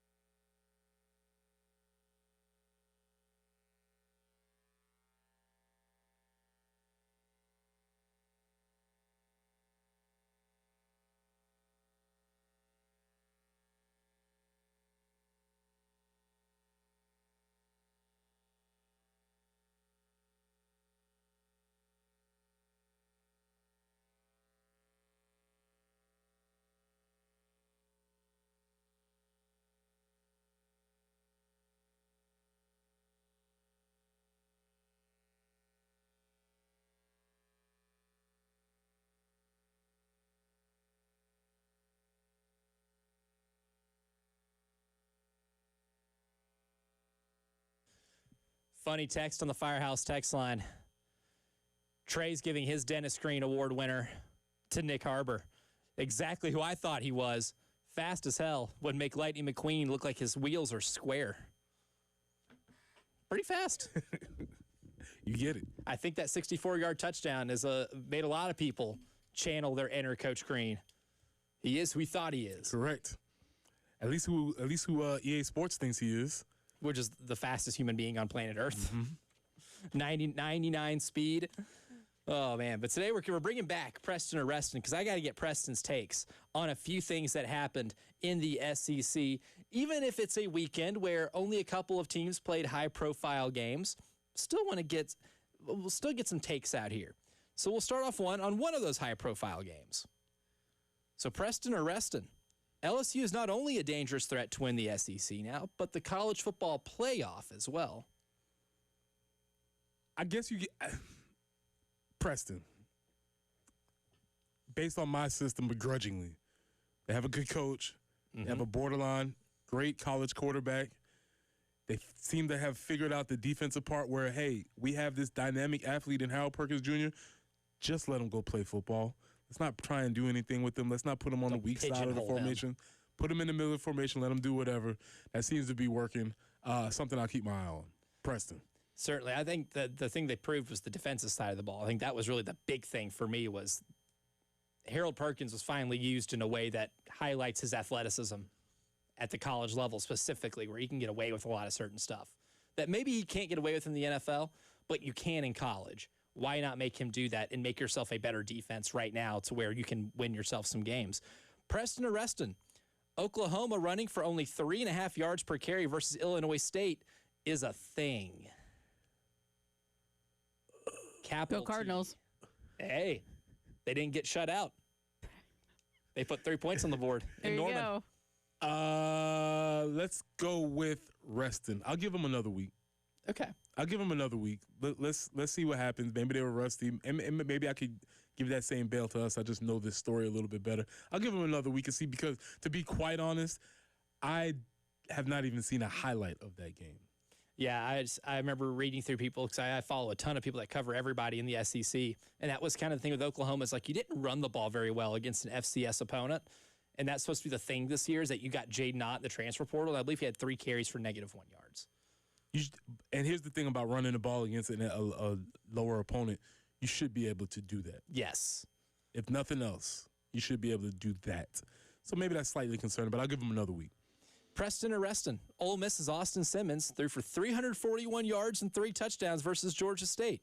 Even with a new offense, Ole Miss is back? You've been high on Austin Simmons. Yeah, I do. I believe in that kid. Obviously, you trust Lane as an OC and a quarterback coach. So they will be back to where they always are. The question is, can he show up in a big moment?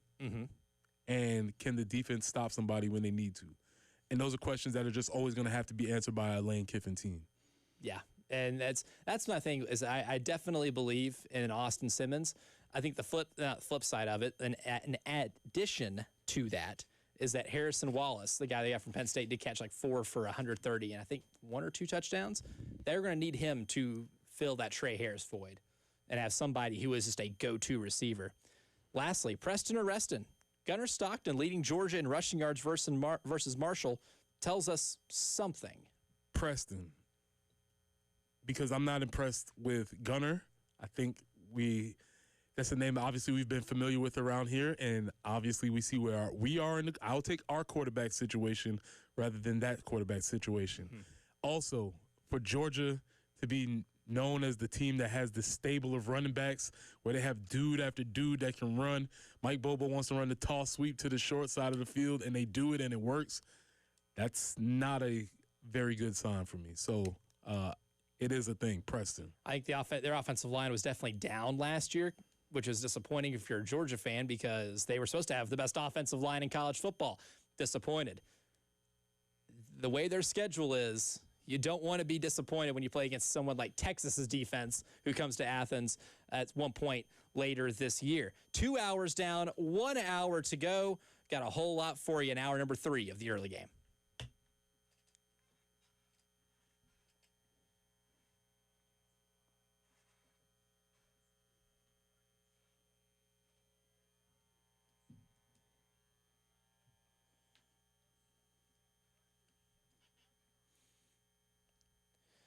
Even if Georgia's protective unit lets them down, one company that will not let you down when it comes to protecting your house or your business is Midstate Roofing, because for nearly 30 years, Midstate has been the proven leader in the roofing and waterproofing industry, and that's why I tell you all the time that if you have a leak, let Midstate Roofing take a peek, and that adage is incredibly true. From high-rise to hospitals, manufacturing to industrial, Midstate Roofing designs and installs those bonded systems with that protective guarantee, something everybody is looking for when it comes to protecting your building. And to add further protection, they want to remind you that you can protect that roof with a maintenance contract. So go ahead, don't waste any time. Call them today, 803-356-1919, where you can also speak with an on-call technician, even after hours, because some needs are a little more urgent than others, and they can't abide by business hours. 803-356-1919 or online at midstateroofing.com. If you have a leak, let Midstate Roofing take a peek.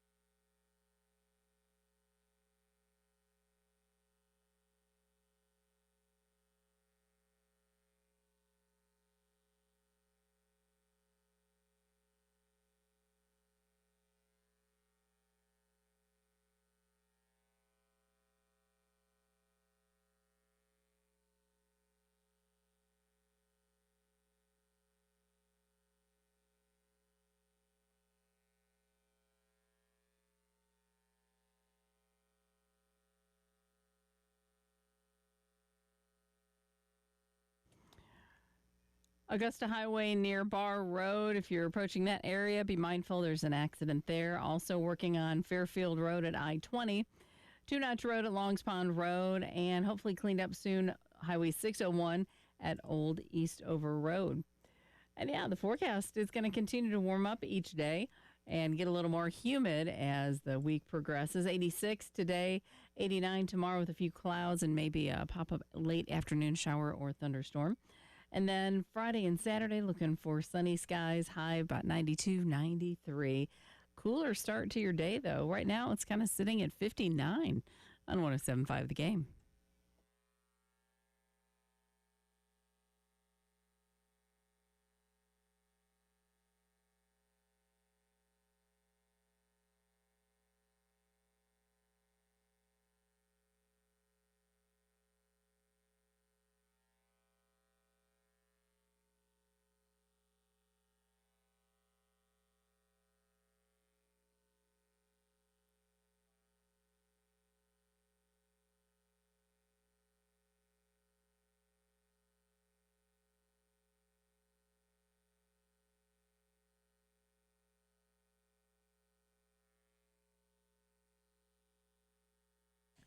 Hour number 3 of the early game starts right now. I'm Elijah Campbell. He's Preston Thorne. She's Jen Jensen. And we have been hearing from Shane Beamer and the South Carolina Gamecocks all morning, talking about the game on Sunday and giving us a little bit of preview into the game against South Carolina State on Saturday, the home opener for South Carolina in 2025. Want to revisit one of the things that Shane said earlier that we played, and specifically the offensive line. I think that's been the biggest point of contention so far, is the performance of the offensive line and maybe some of the panic alarms that have been sounded. Of course, when you win, you'll take it. Not every week one game is going to be perfect. You expect some week one-iness, and you had some flashes of that with the offensive line. So we'll go ahead and get Shane Beamer's thoughts on how the offensive line played. Here's what he had to say when he was asked about reviewing their performance. It was. We got to be better. There's no question about it. And as I've said before, David, some of that's on offensive line, some of that's on running back, some of that's on tight ends as well. But there's no question there were some times that we got beat at the point of attack, didn't have maybe the push. Now, there were a lot of times where they had 8, 9 guys up there around the box too, and we knew there were going to be some runs into some big boxes and things like that. Their movement got us a couple times. There's no question that we got to be better, but not concerned at all. It was Rodney Newsom's first time playing in a Gamecock uniform. It was Boaz Stanley's first time playing in a Gamecock uniform. Tro didn't play a ton for us last year. Marquis, same thing. So you got a lot of guys that were out there for the first time, and they will be better going forward, and we'll continue to do a great job as coaches of helping those guys also. But, let's not lose sight. I think we were 4th in the SEC last year in rushing as well, so it's not like we've just gotten the crap kicked out of us in the run game. We ran the ball pretty damn good last year too, and we can't just say, well, that was all Lenore Sellers. We ran it pretty good. I can remember a lot of 3rd and 1s and 4th and 1s where we had explosive touchdown runs where we handed it to a running back and he rolled up through there, whether it be LSU, A&M, whoever it might be. So we ain't starting that freaking narrative again this year. And I'm not talking to you. I'm just we can run the ball around here, and we're going to. So Shane's not attributing all of the run game struggles from the first half on the offensive line. And he did mention a couple things there where some of Virginia Tech's movement might have caused some issue. And I know one play specifically on one of the sacks that happened to Lenore Sellers, there was a twist on the left side of the offensive line. Josiah Thompson and Marquis Anderson on the field, and there was some miscommunication on that twist that led to Virginia Tech getting a free run at Lenoris. I asked Marquis Anderson about that yesterday as well in terms of how important the communication is for the offensive line and where it needs to be moving forward.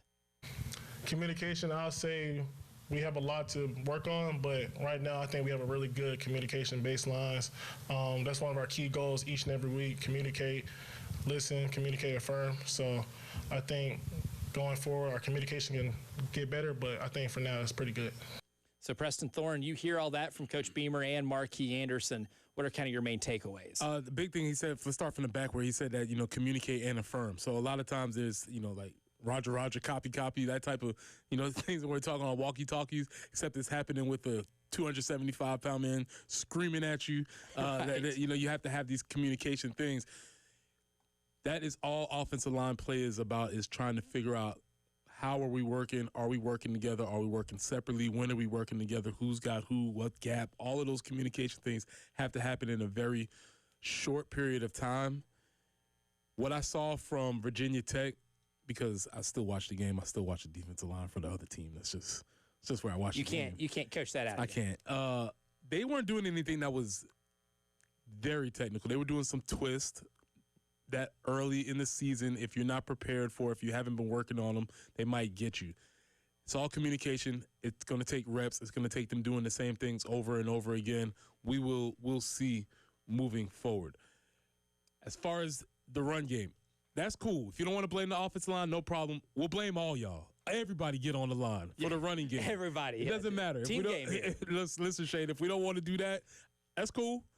But the running game was not adequate. It needs to be better. And it doesn't matter who is to blame. When we think about the offensive line, that's what their job is to do, is to make holes for people to be able to run through. They weren't able to do that. And as far as last year, I think you can't not deny the idea that while they might have ran the ball last year, Rick Pitino, Torrey Sellers, Simpkins is not walking through that door. a a guy that made the 53-man roster. You were running behind a dude that was an NFL lineman. And did it at a different position, too. He changed positions in the NFL and still made a roster. Had a center who made final cuts for the NFL. So you had some dudes up there last year. It's yet to be seen. And I got to be honest, Rodney Newsom, Boaz Stanley, this is your first time in a Gamecock jersey. But, hey, you've been around the game for a long time. That's not an excuse for me. That's not an acceptable excuse. It may be a reason, but it's not an acceptable excuse. I look at some of the struggles that they had, and I think a lot of that kind of is the communication, too. And I want to even take one of the run game successes and use it as an example. The Rasul Faison run, where it's 2nd and 33, and he almost picked that thing up by himself. He had to make somebody miss in the backfield. He got the ball and had to put a move on somebody, plant his foot in the ground, make a move on somebody, and then hit that corner where everything else was blocked well after that. But that could have easily been a 3-yard loss because nobody picked up a rusher off of the edge. And he had to make somebody miss in the backfield, and then he made some magic happen after he made the first man miss. But that also comes down to a communication thing, identifying what the other team is doing, making sure that you do get everything blocked to maximize the holes and the running lanes and opportunity for whoever your running back is. So there was even an explosive play example from Sunday's game where the play should have been blown up, but your players make plays, and you'll take that, but you would like for it to be a little easier on your running backs when you do get in a situation where you're running the ball, you're just trying to protect the ball at this point because it's 2nd and 33. The last thing you want to do is continue to go backwards. And if Rasul Faison didn't make a man miss, then you are continuing to go backwards. Right, because as you're moving forward, you'd like to get in a situation where if you're in the fourth quarter, it's the 4-minute drill, you have a lead, you want to be able to ice the game with your running game. Ideally not with your quarterback running game, with your running backs being able to run the ball. They weren't able to do that. They had to tell Superman to put his cape on. He got him out of a couple of tough situations. That's not what you want to be able to do. You want to be able to say, hey, we're going to run the ball, we're going to pick up 4 yards of carry and be able to move the chains. They didn't prove that they were capable of doing that to this point. It's early. It's very early. Yes. We'll see how it goes. We'll see how it builds. I think it's unfair if you was to say, oh, they're just going to be, that's unfair, but keep an eye on it. Yes, it is something to keep an eye on. And the last year's group did take a little bit, but they did eventually get to where, as a run blocking unit, they improved a lot, right? Even they improved in that LSU game. I mean, I thought maybe their best overall game from a run blocking perspective might have been that LSU game where they cleared open a lot of holes for Lenoris and Rocket Sanders in that game. Again, another dude who's on the cusp of being an NFL guy. So I don't know if they have that same amount of talent in the rooms, whether it's the O-line or the running back room. And so something has to happen, whether it's scheme or execution, in order to make up for that talent gap. And one thing that makes this so important, too, is that if we learned anything from Mike Shula, is that he's not afraid to run the ball on 1st and 2nd down. And if you're not running the ball effectively, you're going to keep putting yourself in 3rd and longs. And that's the one thing about this offense that I think really held them back on Sunday from being able to do more than what they did, was your average 3rd down distance being 9 yards. If your average 3rd down is 3rd and 9, your likelihood of converting those at a high rate diminishes pretty significantly. And if you're going to run the ball on 1st and 2nd down, which I'm totally cool with, if you're able to get yourself a 3rd and short or a 3rd and 5, make it a manageable 3rd down. That's the one thing this offense can't afford to do once you get into SEC play, is constantly find yourself behind the sticks, having negative plays, or having to fight for 1st downs 9 yards away from the sticks. So that's why this week is a perfect week. It's a perfect week. It's just what the doctor ordered for a struggling running game. You go against a team who's formidable, but undersized, not as athletic, not as strong, all of the things that you should look like in a running game. They should be able to line up against South Carolina State and put up 200-plus rushing yards. Yes, absolutely. And I think that's what you need to – that's the number that they should be shooting for. That's a goal that they should have, and that's an objective that they need to achieve moving forward through the season. That's one of the things, too, about the example we used in the last hour with Oklahoma. Whether or not it's concerning, they didn't rush for a ton of yards against Illinois State. Illinois State, FCS program. They try very hard too, but You would think with everybody that came back on the offensive line for Oklahoma, the improvements they were supposed to make, and bringing in Jaden Ott from the transfer portal, who was one of the more higher profile gets during portal season, that they rush for more than 3.5 yards a carry. And that 3.5 yards a carry is also baked into some John Mateer scrambles that came in. Oklahoma is an example of a team that's going to have to run the ball significantly better than it did last year if Brent Venables wants to keep his job. And against Illinois State, they didn't really display an ability to do that.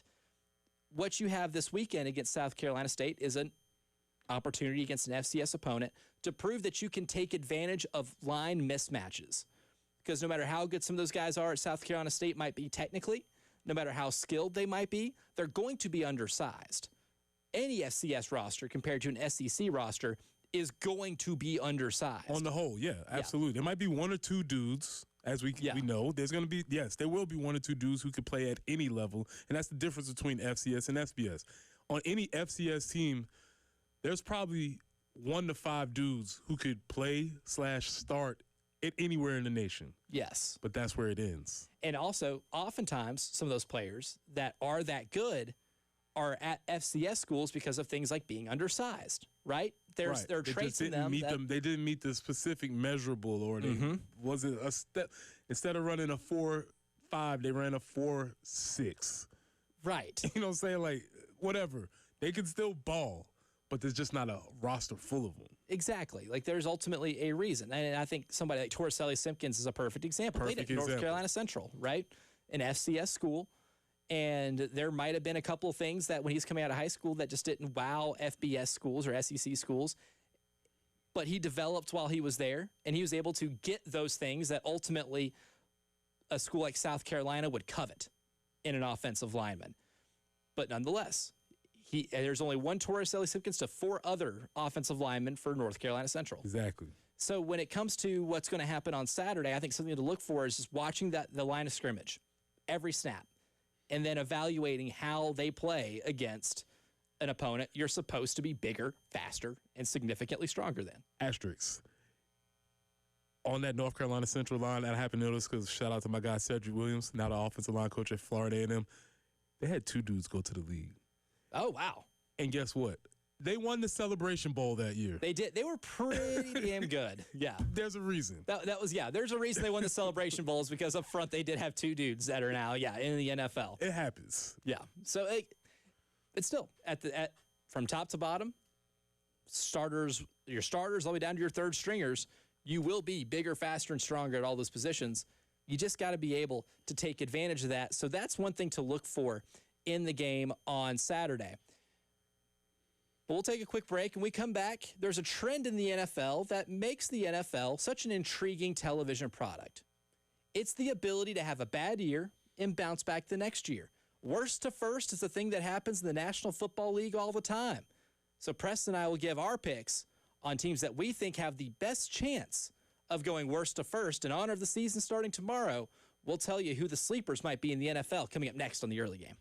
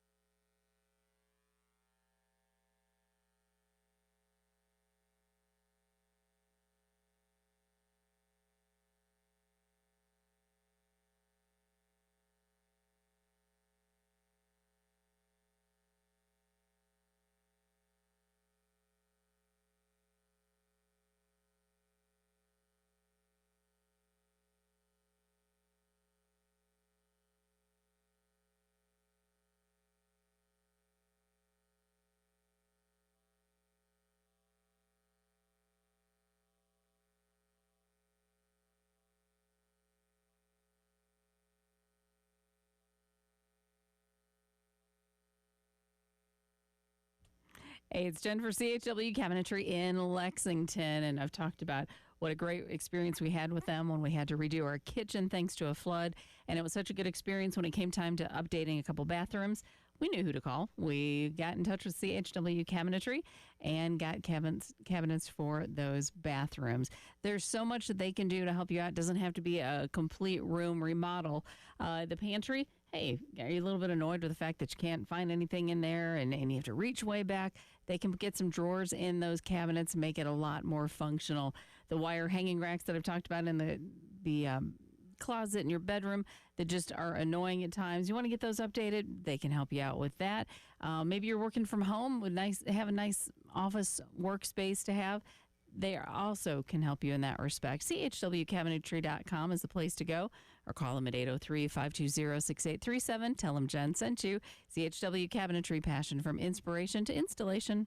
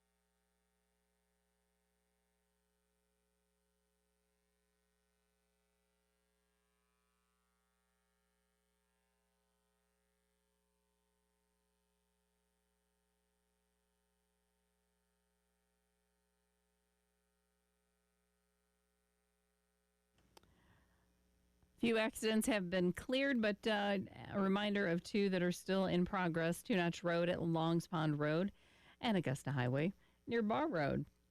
As we mentioned before, it is warming up this week, and the increase in humidity will be noticeable. 86 for the high today, 89 tomorrow, with maybe a chance for an isolated thunderstorm late in the afternoon. Friday, 92, and Saturday, 93, but still a little bit cool to start your morning.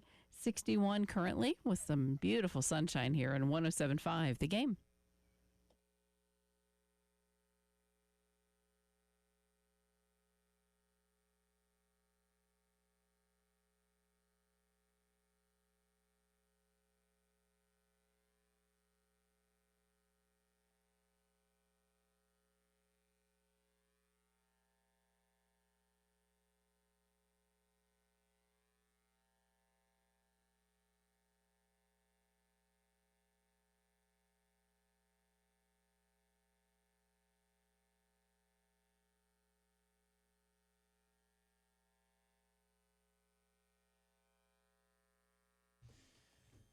NFL season starts tomorrow.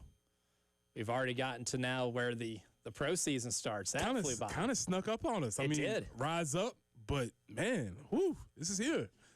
It did feel, it felt pretty cool to be in the house that Matt Ryan built on Sunday, where I was like, man, this place is awesome. It's going to be really cool, and the Saints come in here and get one of their 4 wins this year.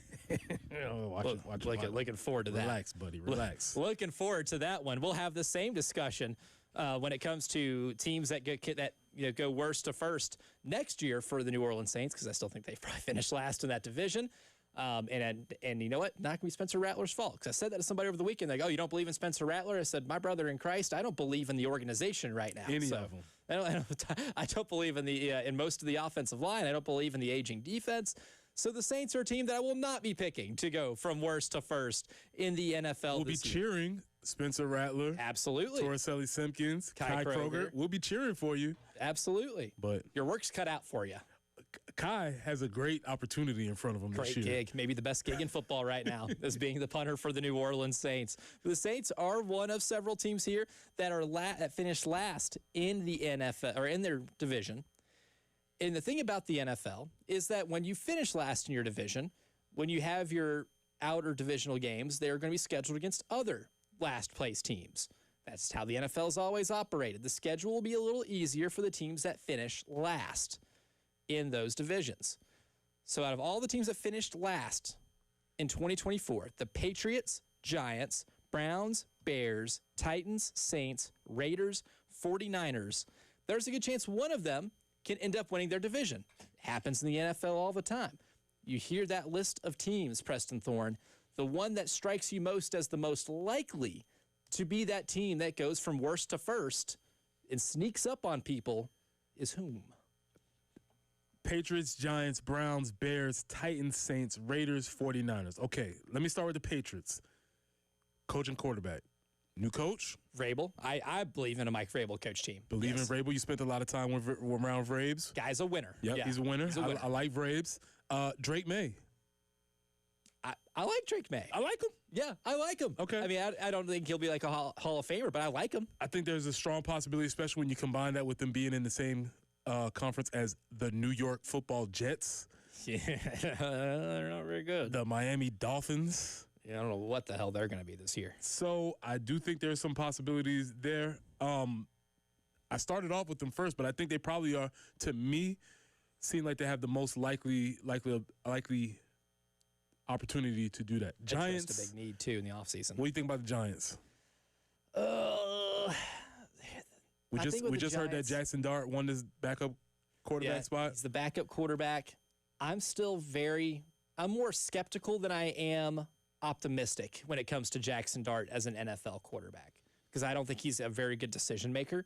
And if you need a perfect example as to why he's not the best decision maker, go back to that Florida game last year where he essentially threw 3 interceptions, only one that really or 2 that counted, 3 or 4, because that couple got called back by penalty or something else, but he had a chance to tie that game up or win it in the final drive against Florida, and he completely peed down his leg. And also, and it depends on what quarterback do we get with Russ. Is this rule following Russ or let Russ cook Russ? Is it just give Malik Neighbors the ball and let him do whatever he can with it?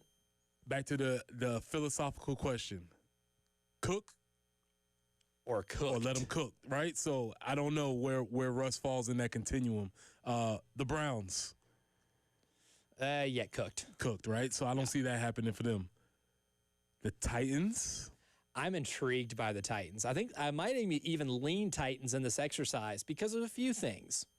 Schedule's going to be easier, of course. I'm a believer in Cam Ward.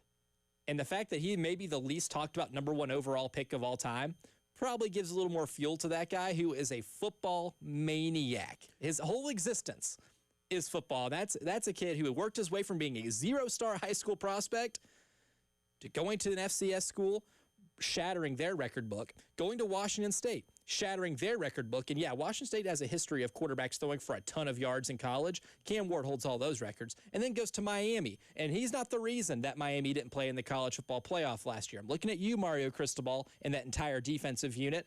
That offense was good enough to not just be in the CFP, but to have made a run in the CFP. And he's the all-time college football touchdown pass leader for a reason. I believe in that kid. Really? And the receiving group's pretty good. The Will Levis experiment is over, right? Yes. That's done. It's Okay. done. Moving forward on that. We talked about the Saints. We both agree that's probably not going to happen there. Yeah, I'm not getting my hopes up. Now, my guy, hard eye emojis, my dude, Oh, Pete Carroll. he's back. Pete. I like what they have. I like the roster. I can't help it. I like the Raiders roster. I just hate the division they play in because the Broncos, pretty good. The Los Angeles Chargers. It's only been like 5 or 6 years now, Elijah. Get it together. Welcome to my side. Yeah. Woo-hoo-hoo. Yeah. The Oakland Raiders versus the Los Angeles Chargers. Well, that was the way God intended it, but it's not how it ended up panning out. But the Chargers, pretty good. The Chiefs rule the conference. That's my only hang-up with the Raiders fitting this mold. By the way, we get to see Harbaugh versus Pete Carroll again. Twice. Twice. Not once Preston Thorne, but twice. You talk about two dudes who I would venture as close to hate each other as possible. They do not like each other. Those 49ers Seahawks It's so fun. Were awesome. Because they're both quirky, eccentric, older guys, and they just do not see the world in the same way.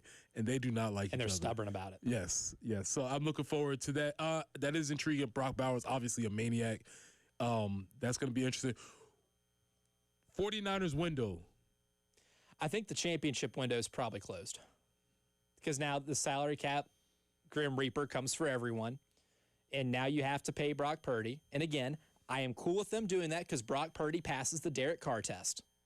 So you have to pay him that money. It's too big of a risk to go back and try to bank your hopes on a rookie quarterback. They tried that not too long ago, and he just couldn't stay healthy enough for them to be able to see what they had in him. So the flexibility in the salary cap, I think, is going to be the thing that keeps the 49ers from having the championship window they did a couple years ago. Just George Kittle, the best tight end in the NFL? I don't think he is the best anymore. Okay. Anymore. Good, interesting point. The reason why I think, because I was thinking about George Kittle when we were talking about tight ends want to. Oh, that. And he wants to. Still an elite blocker at the tight end position. He wants to. And he can do it both. That's why he's always really one of my favorite players to watch because he will mix it up with anybody when he gets out there. Yeah, like you said, tough division. Yeah, a very balanced division. I think a lot of those games, whether it's against Seattle or Los Angeles, I think those can go either way. I'm not high on the Cardinals at all. I think when we have this discussion this time next year, we'll be putting the Cardinals' name in this discussion in terms of being the last place team. The 49ers, there's a lot of parity there. And the two teams that I think are probably the best teams in this entire exercise, the Bears and the Niners. I think the Bears will be good. But you know who have to play twice a year? The Lions, the Vikings, who I think will be fine with J.J. McCarthy starting. And the Packers, who, they did just trade for Micah Parsons, and that was a team that was flirting with winning that division last year. Yeah, and that Parsons trade is really intriguing because they felt like they were a piece away. Unfortunately for J.J. and Barry, shout out to the Gamecocks. Mm-hmm. When Micah Parsons comes into town, sorry, buddy. Either you're packing your bags or you're getting less snaps. It's just what it is. But that's how the football works. Jordan Love is intriguing. Out of all these teams, I still think I would roll with the Patriots just because I think Vrabes comes. Even though Jerry Mayo, I think he might have maybe could have got another year. Maybe he probably got a short end, rough deal there.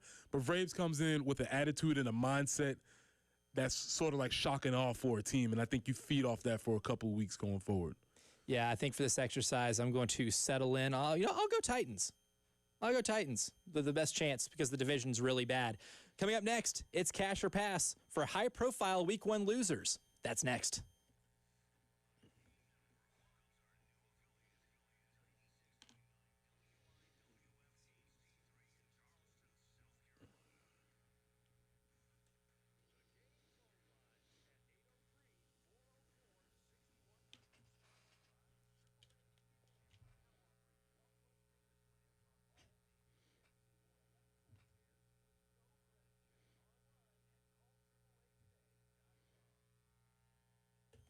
I probably don't give the best advice in the world, but I do have some advice that I can tell you that I feel so confident in, you absolutely have to take it. And that is if you have a leak, you should let Midstate Roofing take a peek. You should let somebody look at your roof if there's a leak, if they've been for nearly 30 years the leader and proven leader in the roofing and waterproofing industry. Midstate Roofing fits that mold. It doesn't matter if it's high-rise or hospitals, manufacturing to industrial.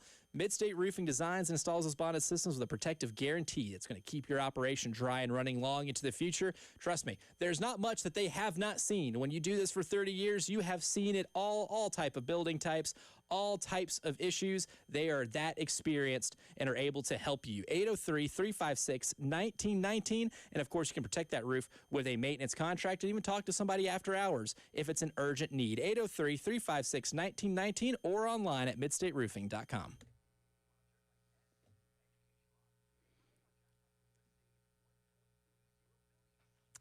Tomorrow, I would like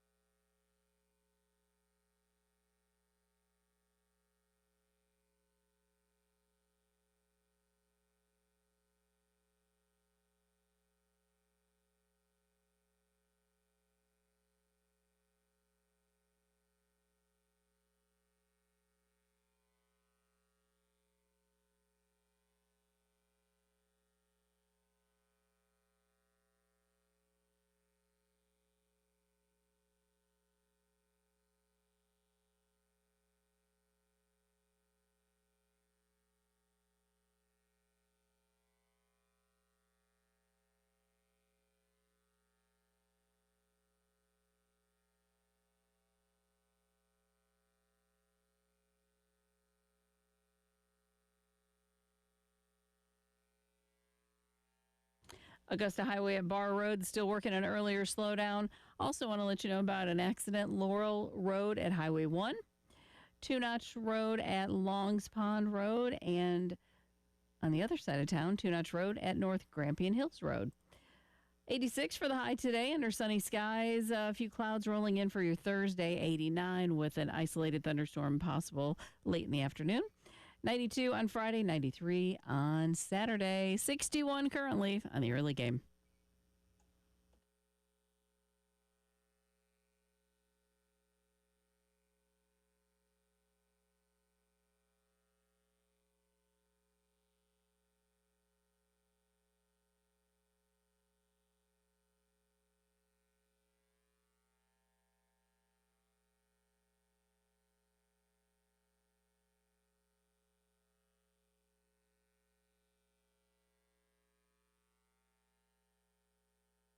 One of my favorite games to play with Preston Thorne. I know I sound like Jigsaw from the movie Saw, constantly asking him if he would like to play a game. But we're going to do it today, cash or pass. But this time, it involves high-profile Week 1 losers in college football. The teams that you feel the most confident in will bounce back to achieve the goals that those programs set for themselves, despite a very disappointing Week 1 loss. So I'll start you off with an easy one here. And, of course, I present you one team, and then I'll present you another. And if you want to stick with Team 1, it's pass. If you want to stick with Team 2, the second option, you cash it. So, cash or pass. We'll start you with Boise State, and then I will present to you Notre Dame. I am going to take Notre Dame, so that'd be cash. Yes. Okay, yeah, give me Notre Dame. So cashing on Notre Dame. Yep. I think Boise State probably looked the worst out of all these teams here. That's why I put them first. Yeah, yeah, just for the idea. Listen, man, you might have a generational player come through. That was fun, and I don't know if that's going to happen again. Yeah, Ashton Genty ain't walking through that door, I'm afraid. And Maddox Madsen needs to be able to win some games by himself. And give me Notre Dame specifically because the freshman quarterback played well. Yeah. I thought he played well. I will say he had one of the better plays of the entire college football weekend that I saw on that one touchdown, the first touchdown Notre Dame scored. They're in the red zone. Pocket collapses. He escapes it. He's buying time. And he's looking into the end zone. He's staring a hole through one receiver and throws it to the tight end that's over in the corner of the end zone. And there's no one over there because Miami is reading his eyes, and they converge on that receiver that's over near the back of the end zone. And he just kind of dumps it off to the guy that's over in the corner, not too far from him. But it was a really good, a mature play. I was really impressed with that play specifically. Yeah, so just going back to my metrics, coach and quarterback, I believed in the coach. Question mark was about the quarterback, but I think he played well. So cash me out on Notre Dame. So you got Notre Dame, Clemson, cash or pass. This is where I got exposed as being a tater last week. The accusations came in strong. And guess what? He's doing it again. I'm doing it again. Cash? Okay. Give me, okay. Yeah, man, cash that. Listen, man, it's gonna happen. There's a reason why they call it the ACC and other Clemson championship. You go, the numbers don't lie. They've won 10 games in a row for how many years except one. Blah. Just ask Dabo. He'll tell you for sure. He will not miss an opportunity to tell you, and he should. He should be really proud of that. I believe in the coach. Cade, hey, buddy. There's a trend going on there. It's starting to become the thing with him. We could have had you as a representative of they are who we thought they are. Uh-huh. And a lot of people would have been right. So, Cade, you need to watch out and perform, but I'll cash on Clemson. Yeah, there's a lot of pressure on him going forward for the rest of the season because rightfully that offense laid an egg. Rightfully so. Cade, Garrett Riley, I need to figure some things out. Yeah, they're going to be on narrative breaker watch because that narrative is coming down pretty hard on them as we speak. So you're still sticking with Clemson. Mm-hmm. I will present to you Alabama. Pass. Yeah. I'm out. And I think a lot of that probably just has to do with the effort thing. Yeah, man. Losing on effort is the weird thing. We can't be losing on effort. You really can't be losing to an unranked team, but then you're losing based on effort, and then the coach gets at the press conference and he's doing a who's on first, what's on second deal, and he looks flustered. It just feels like it's all coming down. It's like the walls are closing in on him a little bit. And talent will take them a long way, but I just don't know if you ever flip the switch to become that team. So pass on Bama. So in the Preston Thorne football team trusting meter, where you've got quarterback and coach, I think you probably going into the season may have trusted DeBoer a little bit, but after week 1, you're probably out on both coach and quarterback. 0 for 2. Hard to live with if you're an Alabama fan. Yeah, and it's not even that I just trust Todd Simpson to be who he is, and I think he's just a guy. He's a guy. Yeah. And that's cool. Firmly believe. But that's not what they need to get to where they want to go. Yeah, and the running game's not very good. Like that first scripted drive, ran the ball methodically. Running game, nowhere to be found after that. And Jam Miller ain't walking through that door until about October. Also, Caden Proctor struggled. And he shouldn't struggle. And he should not struggle. He already had his early career lumps in college out of the way. And coming into the season, we probably, if you would have asked us before the season who the best offensive lineman in the country is, I think we both probably would have picked Caden Proctor. Correct. He cannot be bad, and he was bad on Saturday. So you still have Clemson. And last one here, I'll present to you Texas.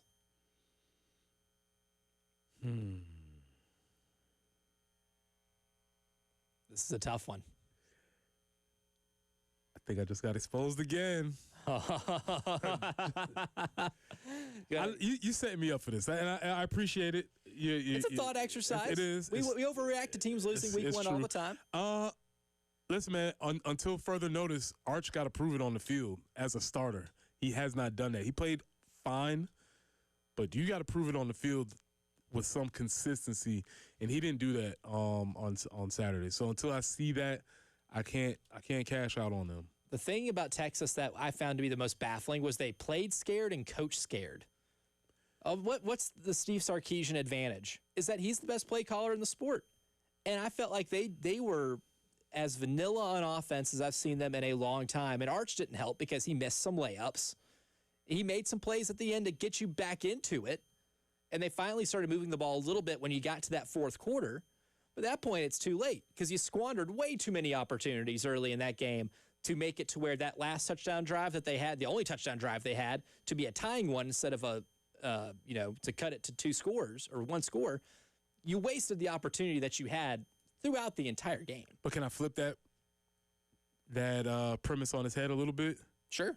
Maybe they coached knowing what they had. Maybe they didn't coach scared, but they coached full well knowing this is all we got. They could, but last year when Arch played, he didn't start a lot of the games. He only started at like the 3 against, honestly, bad football teams. But when he would have snaps, they would run a lot of creative stuff. But to mixed results, but that's the one thing that I was confused on is what changed from some of the packages you had him in last year to this year, because they ran him a lot last year. They didn't run him. They didn't design run him a lot at all on Saturday. That's true. He did not see a lot of that, and that's one of the things that he's supposed to be able to bring to the game. Yes. Is he has a set of wheels that his uncles do not have. Yeah, but I think it's also fair to maybe trust Cade Klubnik to bounce back more than Arch Manning, because you've seen him once he gets into conference play well. Can he do it against SEC defenses? That's a whole other thing entirely. But if Clemson wants to achieve their goal of getting back to the college football playoff, you got to win your conference. And I think it's a very fair thing to observe that they have a better chance of doing that than Texas does if both teams play like they did in week 1. Yeah, and also after for Cade Klubnik, if it's 4 times in a row now, is that a narrative or is that a thing? I think it's a thing. Yeah. 4 times in a row is certainly a thing, right? And I think that's something that definitely is to watch for. Because here's the thing with Texas. Offensively, they can still improve and end up losing a couple close games just because of the league you play in. Because you still have to go play at Georgia this year. You got to go at Florida this year. Not easy places to play. And if the margins get tight, then you can find yourself slipping. And to bring us back to the conversation that we had earlier today, and this maybe changing my question a little bit, but Texas makes a quarterback sneak, they're in. Yep, game of inches. Maybe it's a different conversation that we're having. However, if the game of inches goes another way in the Clemson-LSU game, they might have got blown out because they had a touchdown taken off the board. So I don't know. Maybe I'm talking myself in a circle here, but I'll still cash on Clemson, but maybe I just talked myself a little bit more into Texas. That was our exercise to see which week 1 losers can still become winners. We'll give you our winners for today's show coming up next. And one winner, a winner I tell you about all the time, my friends over at the Ecton Law Firm. John Ecton has done a lot of winning when it comes to helping people resolve their tax issues. And it doesn't have to just be your personal tax issues. It can also be tax issues for your business that they may be facing, right? The pesky IRS maze comes for a lot of people, and if it's come after you, give them a call, 803-771-9800, where you can set up a free consultation today to go ahead and talk to John Ecton and his team about the issues you're facing and how they can help you resolve those and take one step closer to a worry-free life today. His team's had proven local solutions that have helped people all throughout the great state of South Carolina. They can help you too. Again, 803-771-9800, or you can always hit them up at the ectonlawfirm.com. That's ECTONlawfirm.com.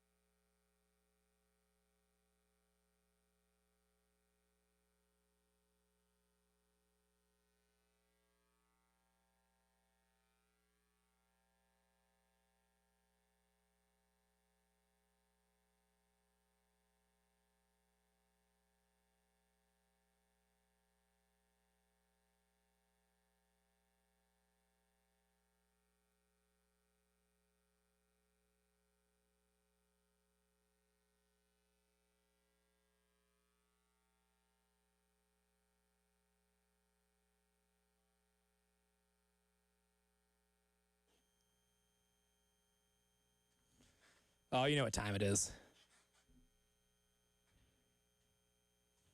Can't do it. Oh, Coach, we got winners for you. Vernon Davis wasn't a winner for you that afternoon, but we have plenty of winners for today's show. Preston Thorne, your winners. Since we've been playing the music, I got to give a shout out to the producer of the track, Marco 808. You may know him from the producer being the producer of the Sandstorm Trap remix that they play in the stadium. Well, we've got him, and we got him producer for us. Marco 808, you're a winner. Shout out to you. One of my winners for today's show, Haynes King.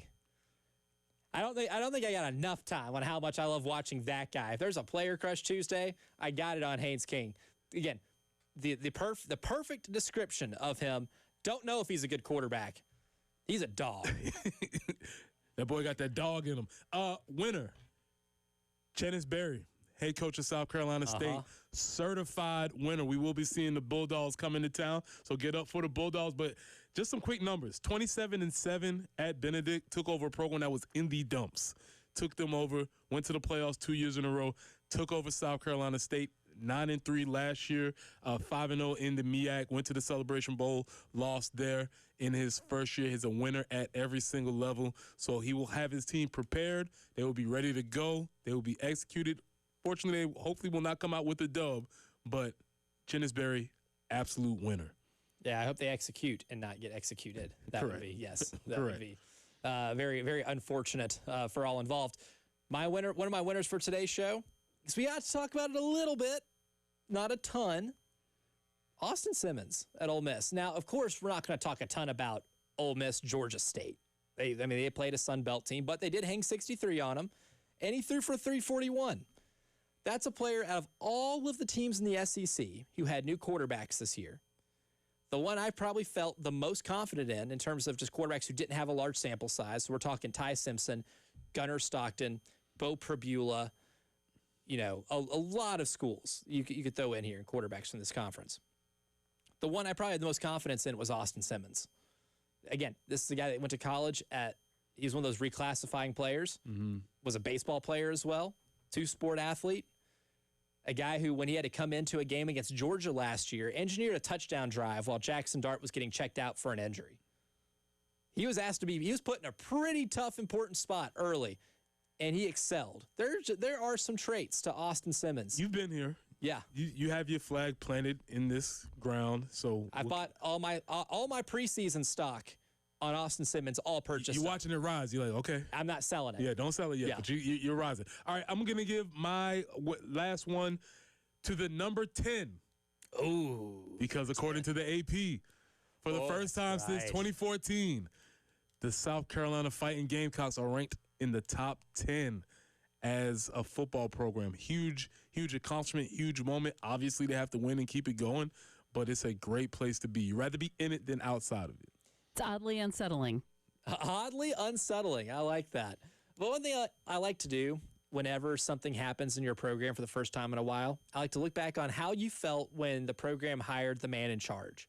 So when Shane Beamer was hired, you don't have to answer this, but think about how you felt about the hire. And then think about somebody coming back from the future and saying, at one point in time, you will be number 10 in the country. You're like, things are going really well. Yeah. I will take that. Sign me up. No matter how you may feel right now, you would have jumped through hoops to get to number 10 in the country based off what you experienced in the years leading up to him being the head coach. So enjoy it, Gamecock fans. Your team is in the top 10 nationally. Tyler Head, Jack Veltri, they're in the top 10 nationally too, in my heart. And they're coming up next. It's the Extra Point here on the game.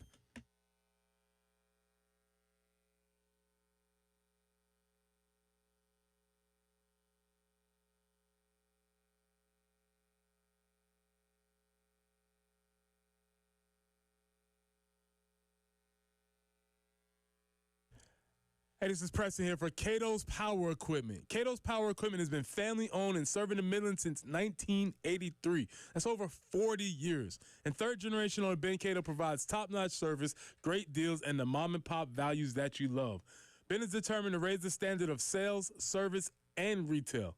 And at Cato's, we're proud to offer a wide selection of new old pre-owned mowers, tractors, and more. So if you're ready to invest in something new, the friendly team is there to make the process easy, help you choose the right equipment, find financing options, and keep your gear running strong with expert service and parts. Whether you're a weekend warrior or a seasoned landscaping pro, Cato's got you covered. So swing by Cato's Power Equipment today or call us at 803-254-3711. That's Cato's Power Equipment at 803-254-3711.